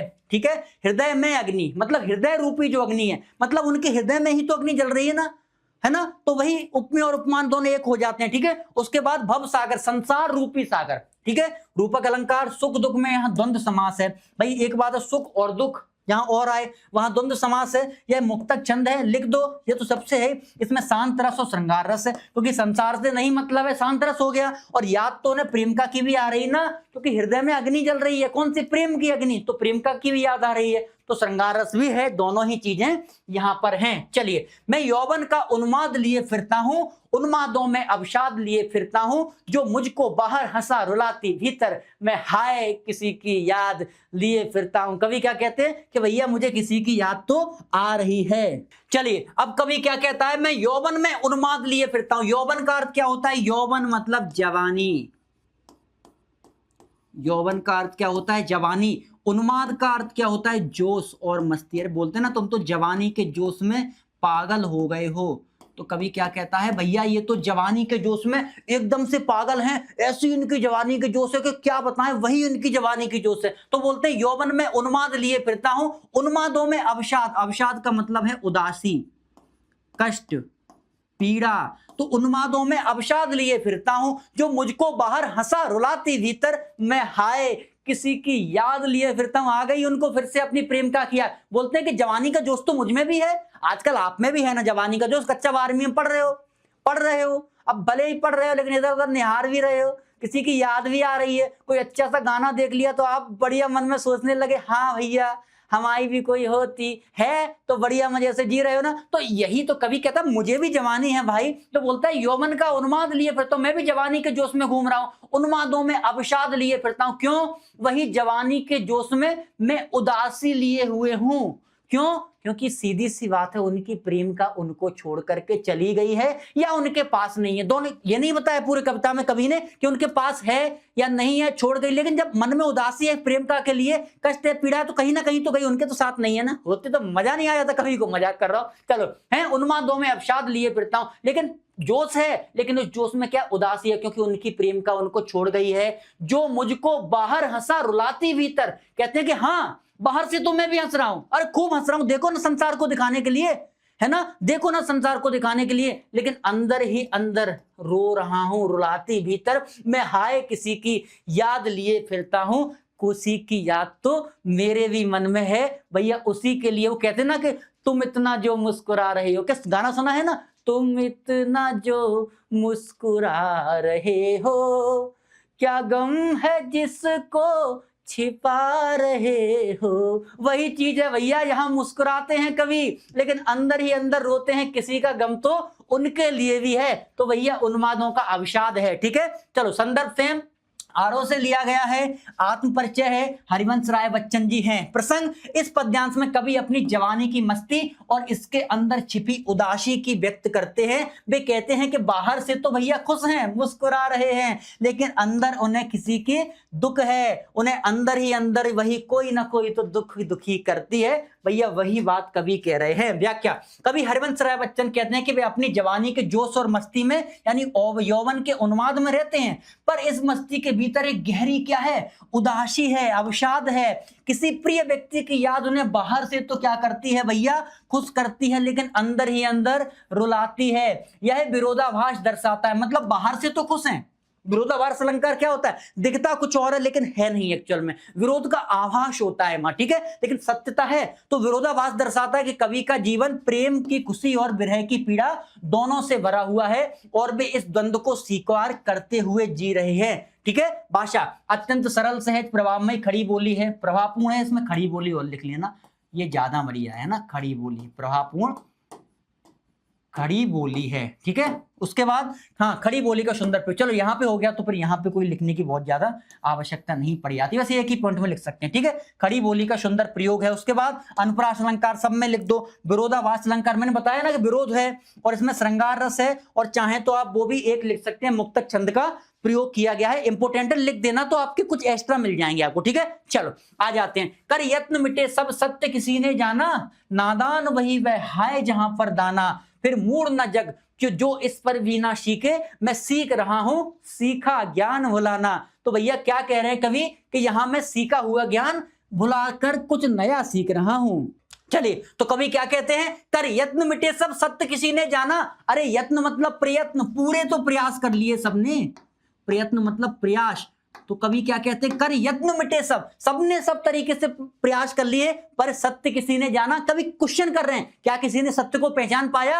अरे बताओ ना। फिर आगे क्या कवि कहते हैं? नादान वही है हाय जहां पर दाना। नादान किसे बोलते हैं? नादान बोलते हैं जो कम जानकार हो, बहुत कम जानता हो, ठीक है। एक तरीके से कह सकते हैं अज्ञानी, जिसको बहुत सी चीजें नहीं पता है वो नादान है, ठीक है। अजान बोलते हैं। नादान वही है हाय जहां पर दाना, ठीक है। और दाना मतलब होता है ज्ञानी, है ना, दोनों ही चीजें। कभी कहता है नादान वही है हाय जहां पर दाना। तो भैया यहां पर तो हर तरीके के लोग रहते हैं, ज्ञानी भी रहते हैं और अज्ञानी भी रहते हैं, लेकिन क्या मुझे यह बताओ किसी ने सत्य को जान पाया? जान पाया क्या किसी ने सत्य को? कभी क्वेश्चन कर रहे हैं। उसके बाद कहते हैं फिर मूड ना क्यों जग जो इस पर भी सीखे। अरे जग क्या, मूड मतलब पागल है? फिर तो मैं संसार को मूड कहूंगा। बोलते हैं ना मूड बुद्धि, एक तरीके से पागल बुद्धि बोलते हैं ना संसार को। फिर कहते हैं संसार तो अज्ञानी है, मूड है, पागल है, ठीक है। फिर मूड ना क्यों जग जो इस पर भी न भी सीखे। फिर तो संसार एक तरीके का पागल हो गया, जो इस पर भी न सीखे इस पर भी सीखे, है ना। मैं तो इस संसार को बिल्कुल ही पागल कहूंगा, क्योंकि जो इस पर भी सीखे, मैं सीख रहा हूं सीखा ज्ञान भुलाना। भैया सीधी सी बात है, कभी कह रहे हैं जो सांसारिक ज्ञान है ना, मैं तो बिल्कुल भुलाना चाहता हूं। मुझे संसारिक ज्ञान से कोई मतलब नहीं, क्योंकि कोई मतलब ही नहीं है संसार के ऐसे ज्ञान में जिसमें लोभ है, द्वेष है, मोह नहीं है, किसी के प्रति प्रेम नहीं है। ऐसे ज्ञान को मुझे नहीं सीखना, मैं तो सीखा हुआ ज्ञान भी यहां पर भुला रहा हूं, ठीक है। वही कवि कहना चाहता है। संदर्भ बिल्कुल सेम पहले की तरह प्रसंग। कवि संसार के लोगों की अज्ञानता पर व्यंग करते हुए जीवन के शाश्वत सत्य का वर्णन करते हैं, कि जो सत्य है स्थायी है उसका वर्णन कर रहे हैं। कवि हरिवंशराय बच्चन कहते हैं कि लोगों के जीवन में सत्य को जानने की बहुत कोशिश की पर सफल नहीं हो पाए। वे व्यंग करते हुए कहते हैं कि लोग कितने नासमझ हैं। अज्ञानी मतलब नासमझ हैं कि भौतिक सुखों के पीछे भागते। मैंने कहा ना कि नासमझ हैं। कवि कहता है कि नादान वही है हाय जहां पर दाना। तो भौतिक सुख के पीछे भागते पर असली ज्ञान, ठीक है, नहीं समझते कि यहां ज्ञानी लोग हैं, ज्ञान नहीं समझते हैं। कभी आश्चर्य से पूछते क्या है संसार मूर्ख नहीं है, पागल नहीं है। मूर्ख मतलब मूर्ख, पागल। क्या संसार पागल नहीं है? क्यों? जो इतनी असफलता के बाद भी नहीं सीखता। क्या कहीं तक किया संसार ने, लेकिन कुछ सीखा नहीं सीखा। इतनी असफलता के बाद भी नहीं सीखता। इसके उलट कभी खुद को अलग बताते हैं। वे संसार से मिले अज्ञानी और स्वार्थपूर्ण सोच को छोड़कर एक नई सच्ची और प्रेमपूर्ण राह पर क्या चलना चाहते हैं। कभी कहते हैं संसार की पूरी सोच स्वार्थपूर्ण है, मुझे कोई मतलब नहीं है ऐसी सोच से, मैं तो भैया अपनी अलग तरीके की सोच के हिसाब से चलना चाहता हूं। कभी ये कहना चाहते हैं, ठीक है। अब आप लोगों का एक क्वेश्चन बहुत रहता है, अब बार बार आप जब ये वीडियो मुझे पता है जब डलेगा ना यूट्यूब पे, आप लोग एक ही क्वेश्चन को, सर पीडीएफ कहाँ है, सर इसके नोट्स की पीडीएफ कहाँ है, सर पीडीएफ की लिंक बता दो, सर मुझे पीडीएफ डाउनलोड करना है। तो भैया हम समझ गए हैं और उसी के लिए लेकर आए हैं आपके लिए। पीडीएफ कहाँ मिलेगी सुन लो। सबसे पहले आपको क्या करना है, नोट्स की पीडीएफ आपको कहां मिलेगी? App link in description. जो एप्लीकेशन की लिंक है, हम डायरेक्ट पीडीएफ आपको नहीं देंगे। आपको क्या करना है, हमारे डिस्क्रिप्शन में जाना है, वहां एप्लीकेशन की लिंक मिलेगी। सबसे पहले वहां जाकर के ऐप डाउनलोड कर लीजिए, ठीक है। ऐप डाउनलोड जैसे ही करेंगे, अपना नंबर डालेंगे, एमपी बोर्ड से लॉगिन करेंगे, वहां सीधा आपको ये खुलेगा और ऐसे ऑप्शन आ जाएगा यूट्यूब नोट्स का। कोई बहुत बड़ी प्रक्रिया नहीं है, ठीक है ना। तो यूट्यूब नोट्स का ऑप्शन आ जाएगा, बढ़िया से जाकर के नोट्स डाउनलोड कर लीजिए। और दोस्त एक बात बताओ, अगर आपको सुमित भैया की क्लास थोड़ी सी भी पसंद आ रही है ना, तो आप क्या करें, प्ले स्टोर पर जहां डाउनलोड कर रहे हैं एप्लीकेशन, डाउनलोड करने के बाद उसको 5 स्टार रेटिंग जरूर दे देना। देना और रेटिंग देते हुए कमेंट लिख दो ना कि बढ़िया पढ़ाते हैं अरविहान इज द बेस्ट, जो कुछ लिखना, और पीछे नाम भी लिख देना सुमित सर या सुमित भैया, तो उससे आपके सुमित भैया की थोड़ी नाम भी बढ़ जाएगा यार और मजा भी आ जाएगा। ठीक है, तो ये चीज आपके एप्लीकेशन की लिंक यहां से मिलनी है। हाँ, काव्य सौंदर्य, कवि ने अपनी बात को सीधे और प्रभावी ढंग से कहा है, भाषा अत्यंत सरल सहज खड़ी बोली है, बार बार वही आ रहा है। अनुप्रास अलंकार लिख दो, अन्योक्ति अलंकार है, पता है ठीक है, नहीं पता है तो मत लिखो। अन्योक्ति मतलब अन्युक्ति है ना, दूसरी युक्ति, ठीक है, दूसरा कथन कहा जाता है, वो अनुक्ति है। तो आपके सिलेबस में नहीं, तो ज्यादा डिटेल में नहीं जाऊंगा। और मुक्तक छंद है, वैसे 3 लिखे जाते हैं, आप 4 लिख दो, 3 में आपको 1 नंबर मिल जाता है, मिनिमम 3 तो लिखने पड़ते हैं पॉइंट। ठीक है, अब आ जाओ, मैं और जग और जहां का नाता और कहां का नाता, मैं बना बना कितने जग रोज मिटाता, जग जिस पृथ्वी पर जोड़ा करता वैभव, मैं प्रति पग से उस पृथ्वी को ठुकराता। कवि कहते हैं मैं प्रत्येक पग से उस पृथ्वी को ठुकराता हूं। चलिए, तो कवि क्या कहते हैं, मैं और जग और कहां का नाता। कवि कहते हैं कि मैं और संसार, मेरा इस संसार से कोई नाता नहीं, मेरा और संसार से 19-20 बड़ा आंकड़ा है, सीधी बात है ना। तो मेरा संसार के मैं और जग और कहां का नाता, मेरा और इस संसार से कोई भी नाता नहीं है। कहां का नाता है, कोई नाता नहीं। सीधा ये बोलते हैं मैं बना बना जग कितने रोग मिटाता, मतलब कहते हैं कि ऐसे संसार ना मैं अपनी कल्पनाओं में, अपने मन के विचारों में, भावनाओं में डेली बनाता हूं, डेली मिटाता हूं, और उस संसार का अपनी भगवान है ना। बोलते हैं ना, कभी कभी ऐसा लगता है साला अपनी भगवान है, जो कह देता है वही हो जाता है। तो कभी कहते हैं कि ऐसे संसार तो अपने मन में मैं डेली बनाता हूं, कल्पनाओं में, और डेली मिटाता हूं, तो ऐसे संसार से मुझे कोई मतलब नहीं है। जग जिग जिस पृथ्वी पर जोड़ा करता वैभव, वैभव क्या है, रुपए, पैसे, सुख, समृद्धि, गाड़ी, घोड़ा, बंगला, अच्छे अच्छे खर्चा, पानी, क्लब, पब, डिस्को, दारू, ठेका, और वही IMA डिस्को डांसर, वही क्लब और जग की कभी बात करते हैं। तो कहते हैं ऐसे वैभव से मुझे कोई मतलब नहीं, जो वैभव के पीछे संसार पड़ा है। पृथ्वी, जिस पृथ्वी पर जोड़ा करता वैभव, जिस संसार जो है, जिस पृथ्वी पर ये वैभव जोड़ता है ना, तो मैं उस पग से उस पृथ्वी को ठुकराता। मैं प्रतिपल मतलब डेली डेली मैं प्रतिपग से उस पृथ्वी पर, पग मतलब पैर, जो कदम चलते हैं कभी, उनकी बात कर रहे हैं कि मैं प्रत्येक कदम में ऐसी पृथ्वी को ठुकराता हूं, लात मारता हूं, जैसे फुटबॉल में मारी जाती है ना, कभी कहते हैं ना, वैसे ही मैं लात मारता हूं ऐसे पृथ्वी पर जिसमें वैभव हो, मुझे कोई मतलब नहीं। ऐसे संसार तो मैं अपने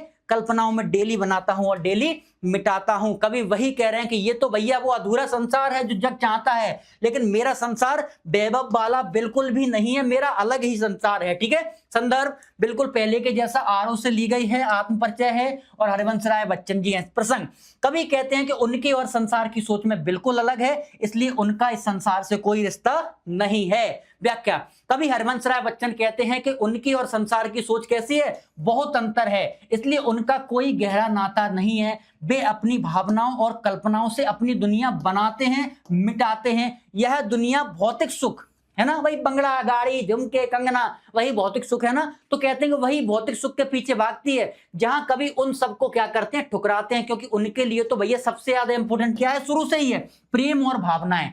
प्यार वार वाले कवि हैं, प्रेम और भावनाएं अधिक महत्वपूर्ण है। यह उनकी कैसी विद्रोही और स्वतंत्र सोच को बताती है। विद्रोही मतलब कि जहां दुनिया से, दुनिया अलग लीग पे चल रही है, मैं अलग लीग पे, तो लोग कहेंगे तो विद्रोही है, विद्रोह कर गया। तो कहते हैं मेरी भली सोच कैसी है, विद्रोही जैसी है, लेकिन स्वतंत्र है। तो वही विद्रोही और स्वतंत्र सोच को बताते हैं। काव्य सौंदर्य, कवि ने संसार से स्वयं को विपरीत संबंध वाला बताया है, सही बात है। भाषा अत्यंत सरल सहज प्रवामूल खड़ी बोली है।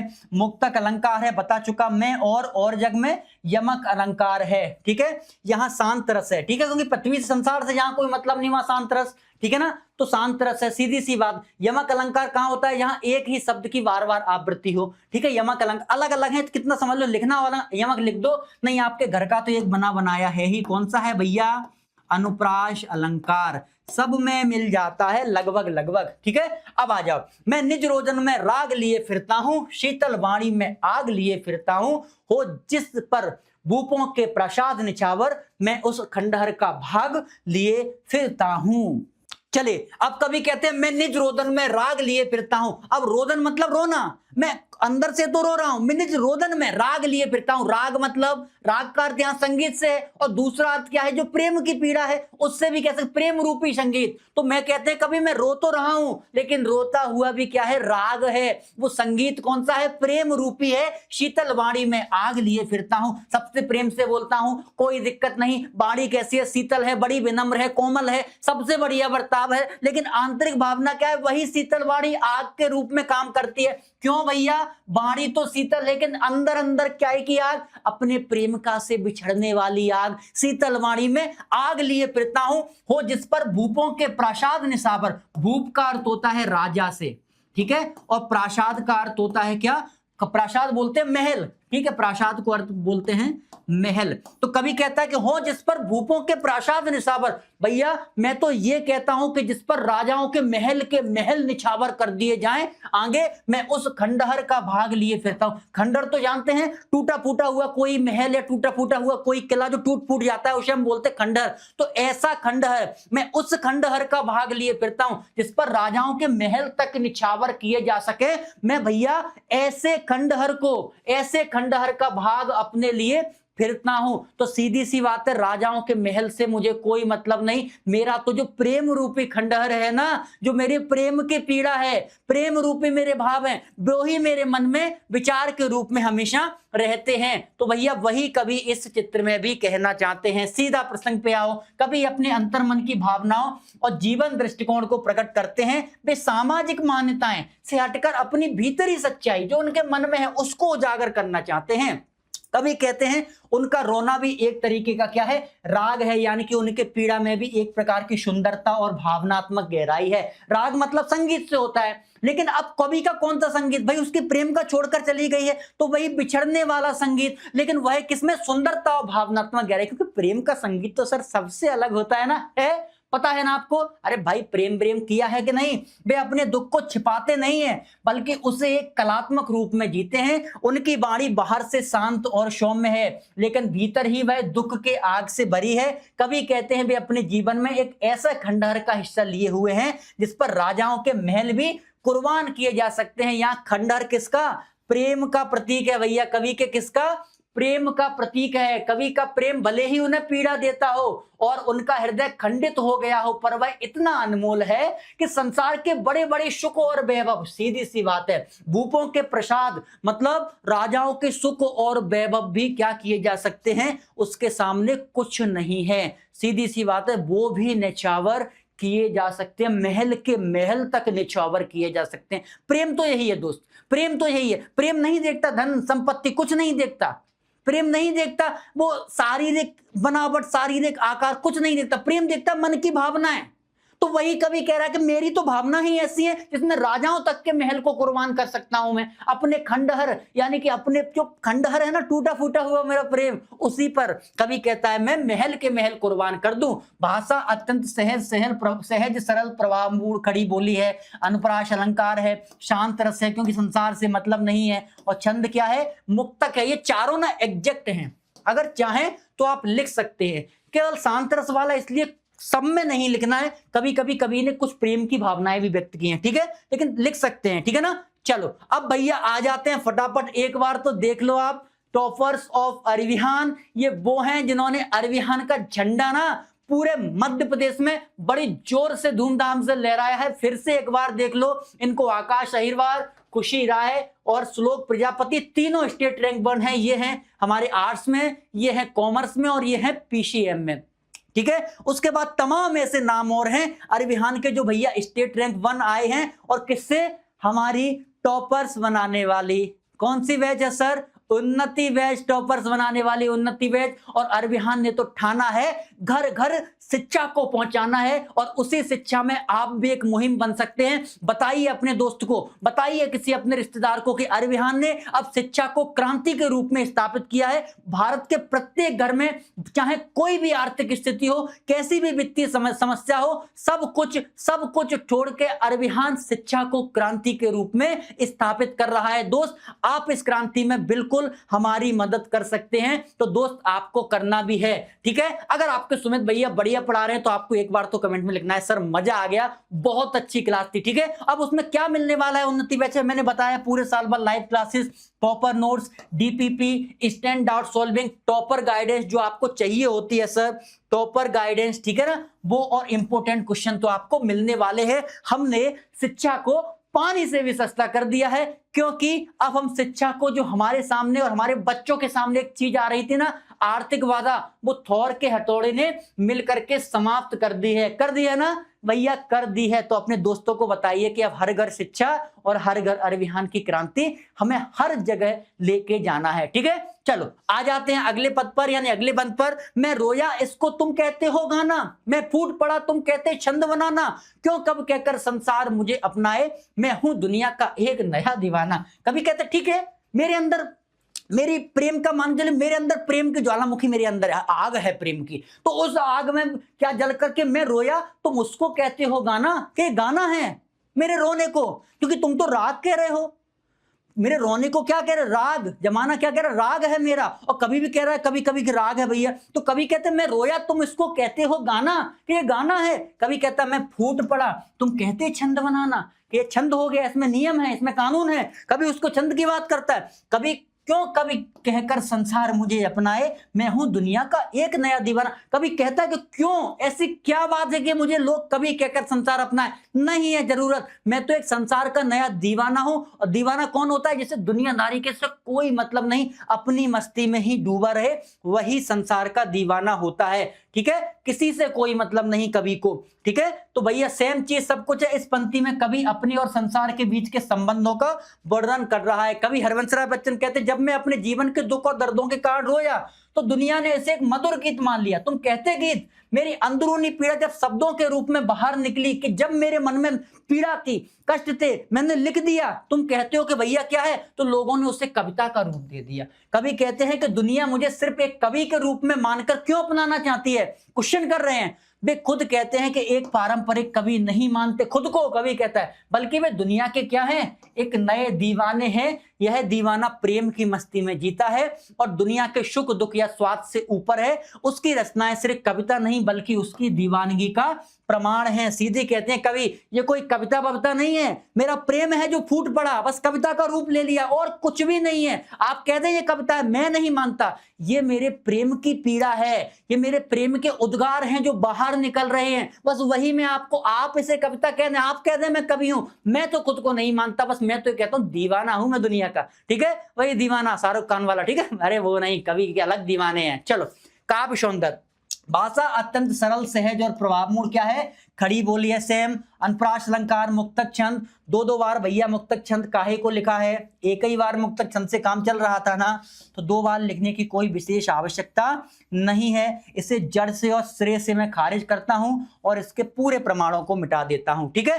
अब आ जाते हैं, अब कवि क्या कहता है अपने अंतिम बंद में, कवि अपने अंतिम बंद में भैया क्या कहता है, मैं दीवानों का वेश लिए फिरता हूं, मैं मादकता निशेष लिए फिरता हूं, जिसको सुनकर जग झूमे झुके लहराए, मैं मस्ती का संदेश लिए फिरता हूं। तो फटाफट एक बार आप भी इसको पढ़ लीजिए। चलिए अब भैया कवि फाइनली आ जाते हैं अपने प्रॉपर हालावात पर, मतलब प्रॉपर मस्तीपन पर आ जाते हैं। कवि इसमें अपनी प्रॉपर मस्ती को बताते हैं। सुनिए क्या कहते हैं, मैं दीवानों का वेश लिए फिरता हूं। कवि अब इसमें कहते हैं कि भैया मेरा जो वेश है प्रॉपर किसका है, दीवानों का है। दीवानों मतलब मेरी मस्ती का है, खुद की मस्ती का, संसार के वैभव, संसार की समस्याएं, संसार के दुख पीड़ा कष्ट, मैं कुछ भी नहीं जानता, बस मेरे अंदर की जो मस्ती है ना, कभी उसी मस्ती की बात करते हैं। मैं दीवानों का वेश लिए फिरता हूं, कैसा, दीवानों का। मैं मादकता निश्चेष लिए फिरता हूं, मादकता का अर्थ होता है नशा, और नशा कौन सा वाला भैया, नशा वही दीवानों वाला, मस्ती वाला, मस्तानापन वाला नशा। कवि कहते हैं मैं वही नशा अपने दीवानों का लिए फिरता हूं। तो क्या कहते हैं, वही नशा दीवानों वाला, वो प्रेम की मस्ती के रूप में बताते हैं, ठीक है। जिसको जग सुनकर जग झूमे झुके लहराए, कौन सा, वही प्रेम की मस्ती, ठीक है। किसकी मस्ती भैया, किसकी, प्रेम की मस्ती। तभी तो बार बार कह तो रहे हैं कि वह प्रेम की मस्ती को लिए हुए हैं। किसकी मस्ती को? प्रेम की मस्ती को। तो कवि ने यही चीज एक एक बार कही है कि मैं दीवानों का बेस लिए फिरता हूं। अब कवि कहते हैं मैं दीवाना हूं, मस्ती कौन सी है मन में? प्रेम रूपी मस्ती। मादकता निश्चय इसलिए मैं नशा तो करता हूं, लेकिन किसका? क्वार्टर का नहीं कि ठेके पे जाऊंगा मैं क्वार्टर वाला नशा करूंगा, नहीं, मेरा कौन सा नशा है? प्रेम रूपी मस्ती का नशा है, जिसको सुनकर जग झूमे, झुके, लहराए। प्रेम रूपी मस्ती को सुन क्या करता है? झूमता है, झुकता है, लहराता है। और वही चीज मैं मस्ती का संदेश लिए फिरता हूं, वही प्रेम रूपी मस्ती का सबको संदेश दे रहे हैं। तो वही चीज यहां पर कवि कह रहा है। संदर्भ बिल्कुल सेम पहले जैसा, इसमें कुछ भी बदला नहीं है। प्रसंग, कवि खुद को दीवाना क्या मानते हैं? दीवाना मानते हैं। अपने अंदर कौन सी मस्ती?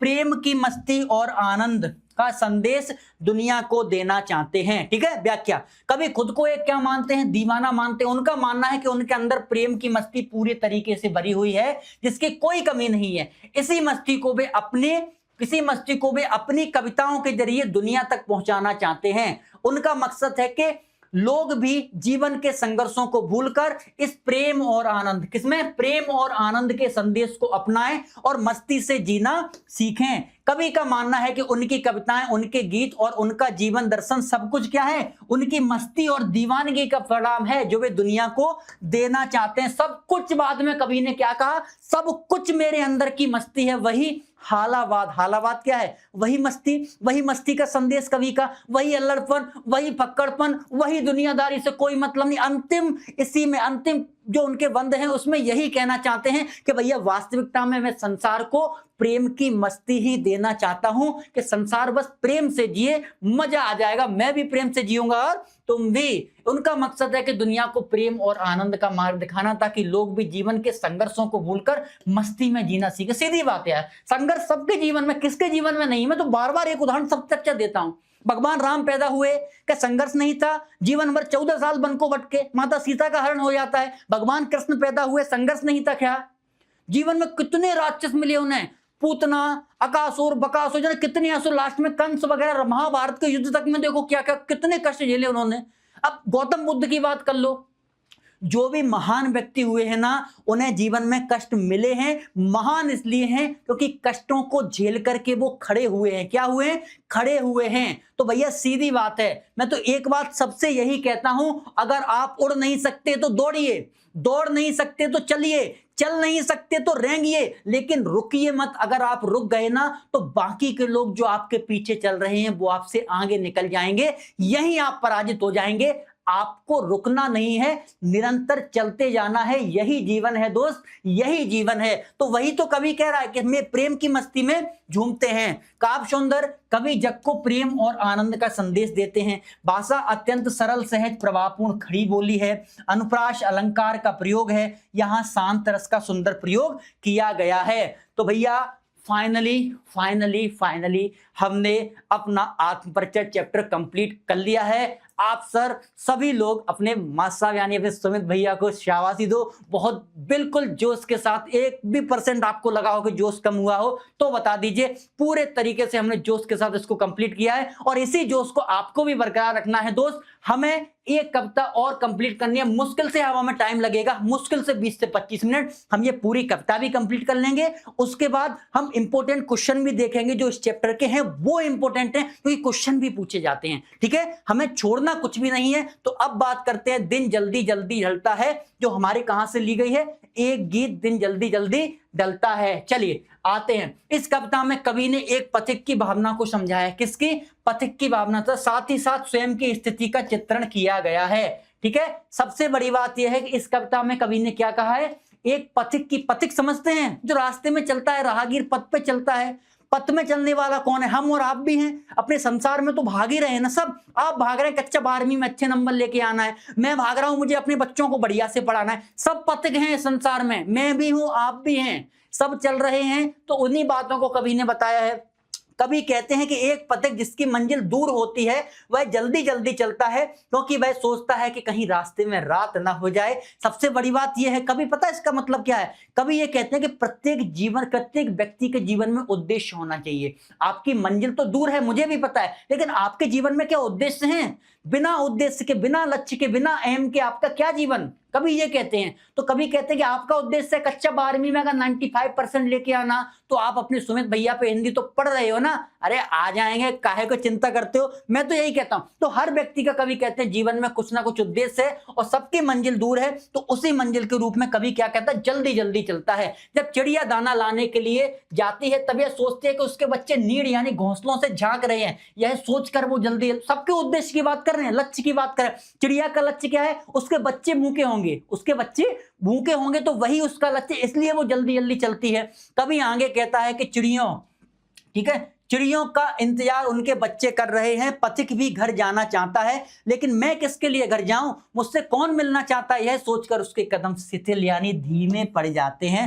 कभी कहता मेरा कोई नहीं है संसार में, सच बता रहा हूं, मेरा कोई नहीं है संसार में, सबके लिए सब तो कुछ है। जब आप अपने घर पर जाते हैं तो आपके मम्मी हैं, पापा हैं, आपके भाई हैं, बहन है। मैं सच बता रहा हूं, आज आप लोगों को लगता होगा मम्मी पापा इतने क्यों रोक रहे हैं, क्यों मुझे रोक टोक रहे हैं। अब कल को जब आप अपने घर को छोड़कर कहीं दूसरे शहर में जाएंगे ना नौकरी वोकरी करने, और सुबह से शाम तक थक कर आएंगे, आपके कमरे में कोई नहीं होगा, सोचिए आपके कमरे में कोई नहीं होगा, तो ऐसी स्थिति में आप मिस करेंगे अपने परिवार को, मिस करेंगे अपने परिवार को।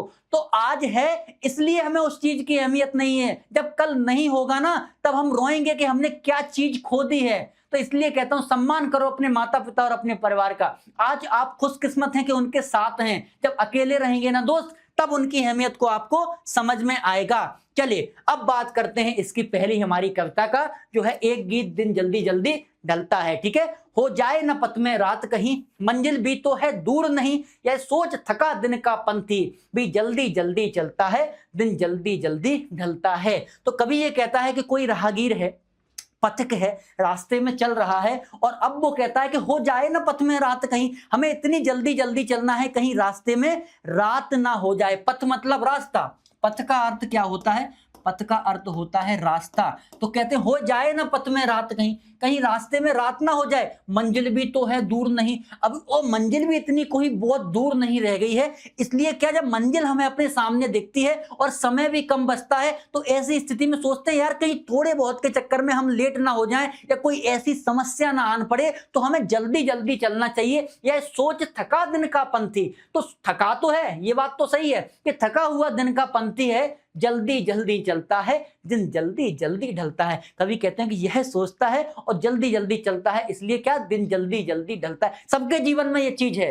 अब यहां कभी केवल अभी तो केवल किसी पथिक की बात कर रहा है, लेकिन आप भी तो पथिक हैं, आपके भी तो रास्ते हैं। आपका लक्ष्य क्या है, कच्चा 12वीं बेहतरीन परसेंट बनाना, 95 जितनी भी बना सकें आप। ठीक है, तो अब आपको क्या करना है, अपनी पढ़ाई को बिल्कुल भी धीमा नहीं होने देना है, बिल्कुल भी कमजोर नहीं पड़ना है। दोस्त एक दिन आपने पढ़ाई नहीं की ना, तो आपका जो दूसरा आपका कंपटीशन में खड़ा हुआ व्यक्ति है, उसी एक दिन में आपसे कुछ तो एक्स्ट्रा पढ़ लेगा, और हो सकता है वही एक्स्ट्रा की चीज एग्जाम में आ जाए।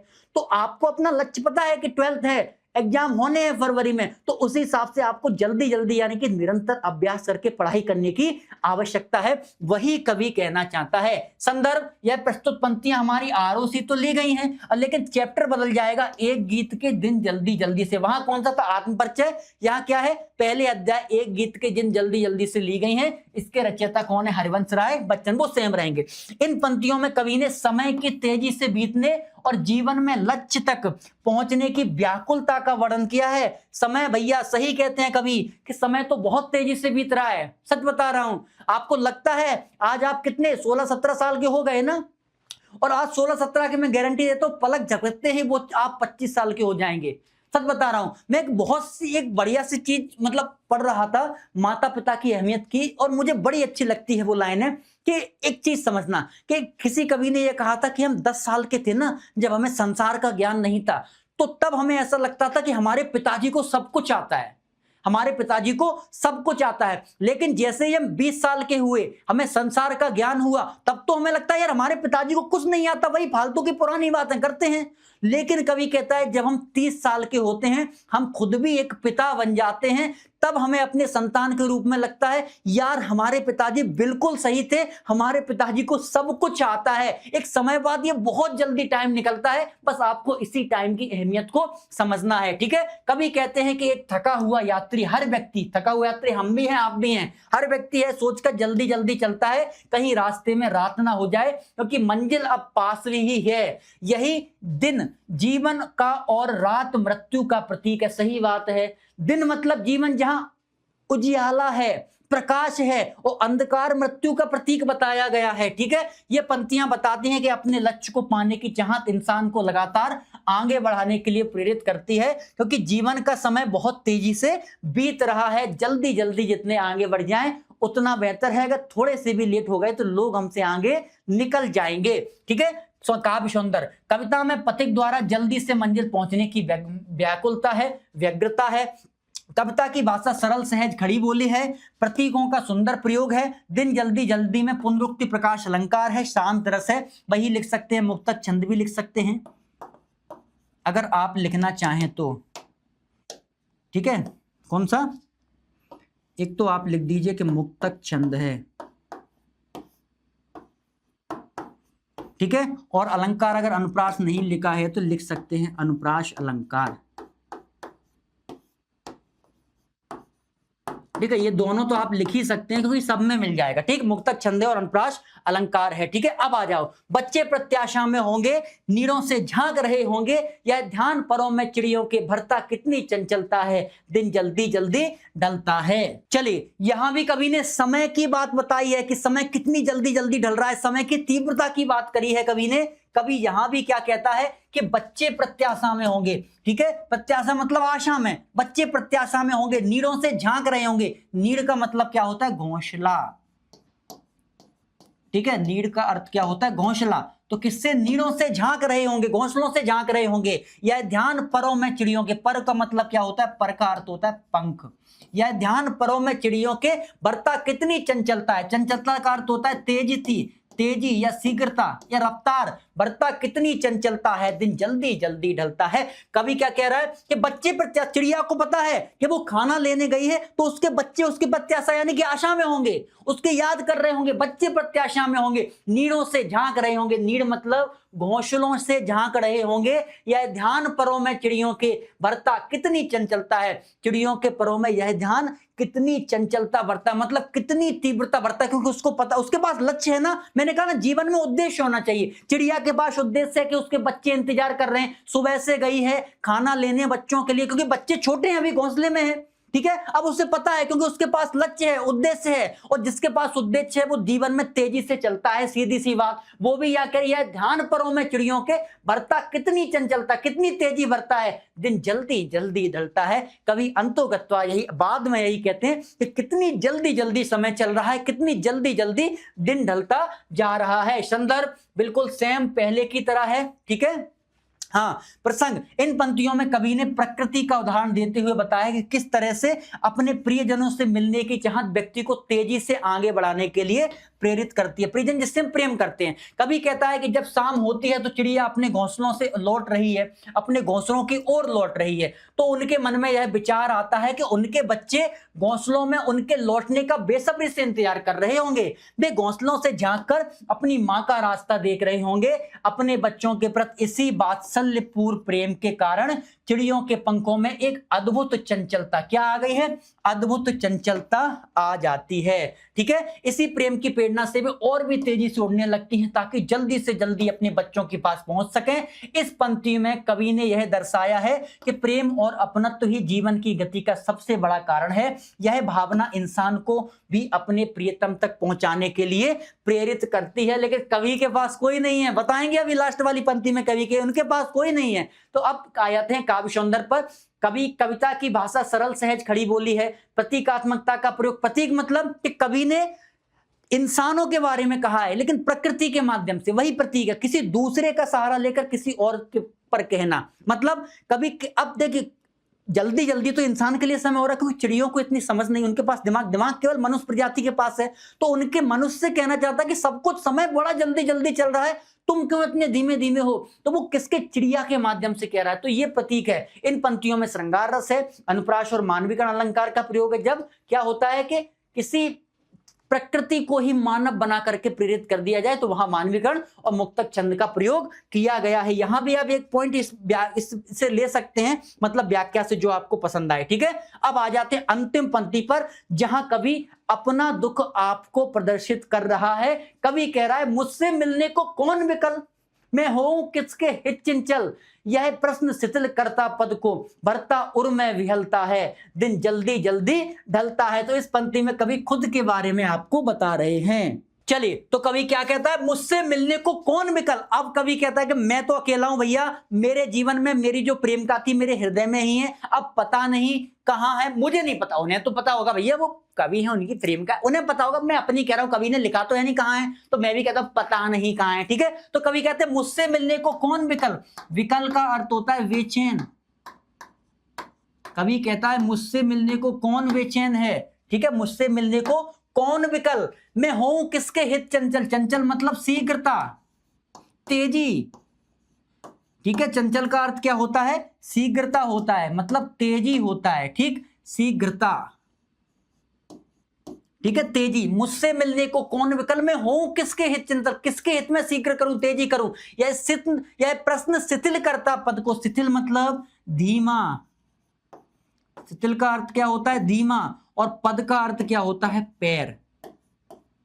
पद का अर्थ क्या होता है, पैर। तो कवि कहता है यही प्रश्न मेरे पैरों को धीमा करता है, भरता उर में विहलता है। विहलता मतलब निराशा, उर मतलब हृदय। ठीक है, तो भरता उर में विहलता है, दिन जल्दी जल्दी ढलता है। कवि कहता है ऐसा कोई नहीं, मुझसे मिलने को कौन विकल, कोई नहीं है। चिड़ियों के लिए तो उसके बच्चे हैं, है ना, और हर व्यक्ति के पास उद्देश्य है, कोई ना कोई तो उनका इंतजार कर रहा है घर पे, परिजन वगैरह, लेकिन मेरे यहाँ पे कोई नहीं है, मैं तो अकेला हूं ना, कभी संसार में कहते हैं। और कभी कहते हैं मेरा संसार भी कल्पनाओं का संसार है, जिसको मैं डेली बनाता हूं, डेली बिगाड़ता हूं। कभी कहते हैं कि मुझसे मिलने को तो भैया कोई विकल नहीं है, तो मुझसे मिलने को कौन बेचैन है, और मेरे पद किसके लिए जल्दी जल्दी चले, वहां तो कोई है ही नहीं ना, मैं हूं किसके हित चंचल। यह प्रश्न शिथिल करता पद को, मेरे पदों को यह प्रश्न क्या करता है, धीमा करता है, भरता उर में विहलता है, और मेरे हृदय में क्या विहलता वर्ता है, उदासी वर्ता है, दिन जल्दी जल्दी ढलता है। तो कवि यही कहना चाहते हैं, संदर्भ सेम है, प्रसंग। यह पंक्तियां एक ऐसे व्यक्ति की मनोदशा दर्शाती हैं जो अपने लक्ष्य में तेजी से बढ़ रहा है, लेकिन क्या है, अकेला है। तेजी से बढ़ रहा है लेकिन अकेला है। ठीक है, यहां पर थोड़ा सा और लिख लो, मुझे अधूरा सा लग रहा है, लेकिन अकेला है।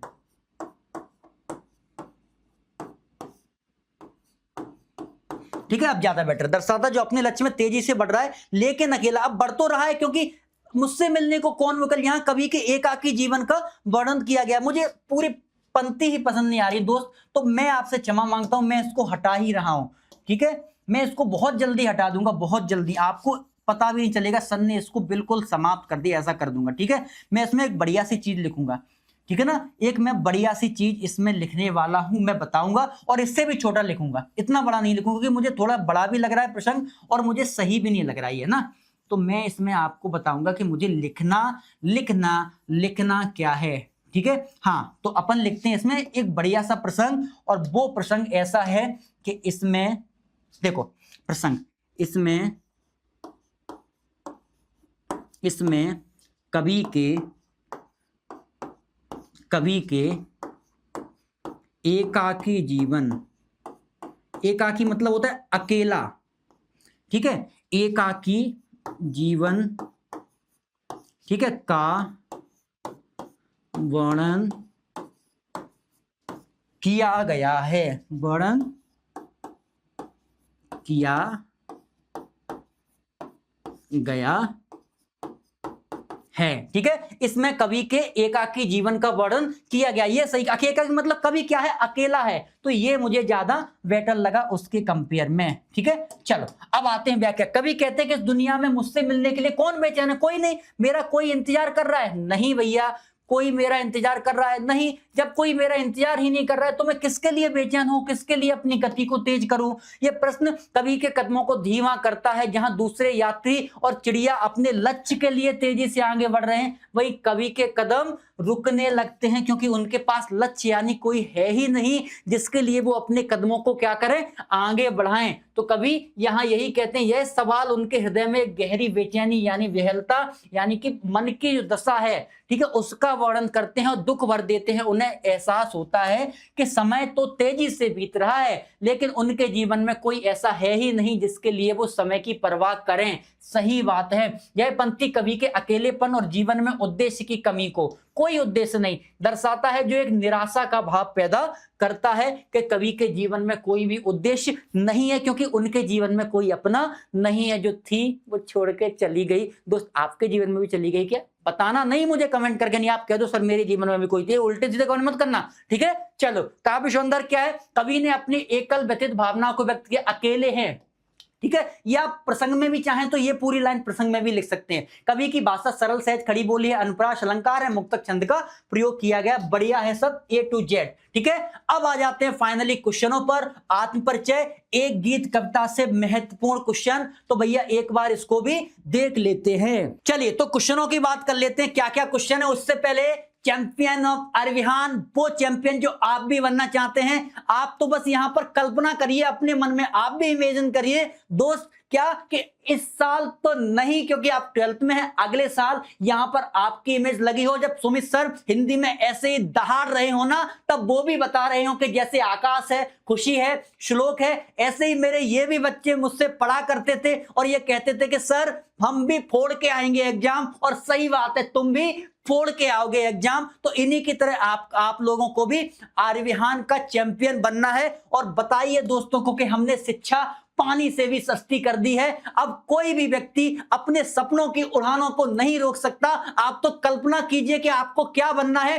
अरविहान आपके साथ है, कक्षा 12वीं, आपको टॉप करवाने की गारंटी अरविहान ने दे रखी है। और हिंदी में जो आपकी नैया है ना, वो तो सुमित भैया पार करा ही रहे हैं, यह आपकी गारंटी है। लेकिन उनके साथ पढ़ना पड़ेगा डेली डेली, लास्ट के इंतजार में रहो, ठीक है ना। तो ये है, तो भैया आपको बता देना है कि सबको 51 रुपए में क्या क्या मिलने वाला है। जो हमारी टॉपर्स बनाने वाली उन्नति बैच है, पूरे साल live classes, topper notes, DPP, instant doubt solving, topper guidance और इंपोर्टेंट क्वेश्चन आपको यहां मिलने वाले। एक और इंपोर्टेंट चीज कि आप कहेंगे सर पीडीएफ पीडीएफ पीडीएफ चिल्ला देंगे, तो भैया उसके लिए क्या है, ऐप लिंक आपको डिस्क्रिप्शन में सबसे पहले मिलेगी। नीचे डिस्क्रिप्शन में जाइए, यहाँ एप्लीकेशन की लिंक मिलेगी, ऐप डाउनलोड करेंगे, डाउनलोड करने के बाद इंस्टॉल करेंगे।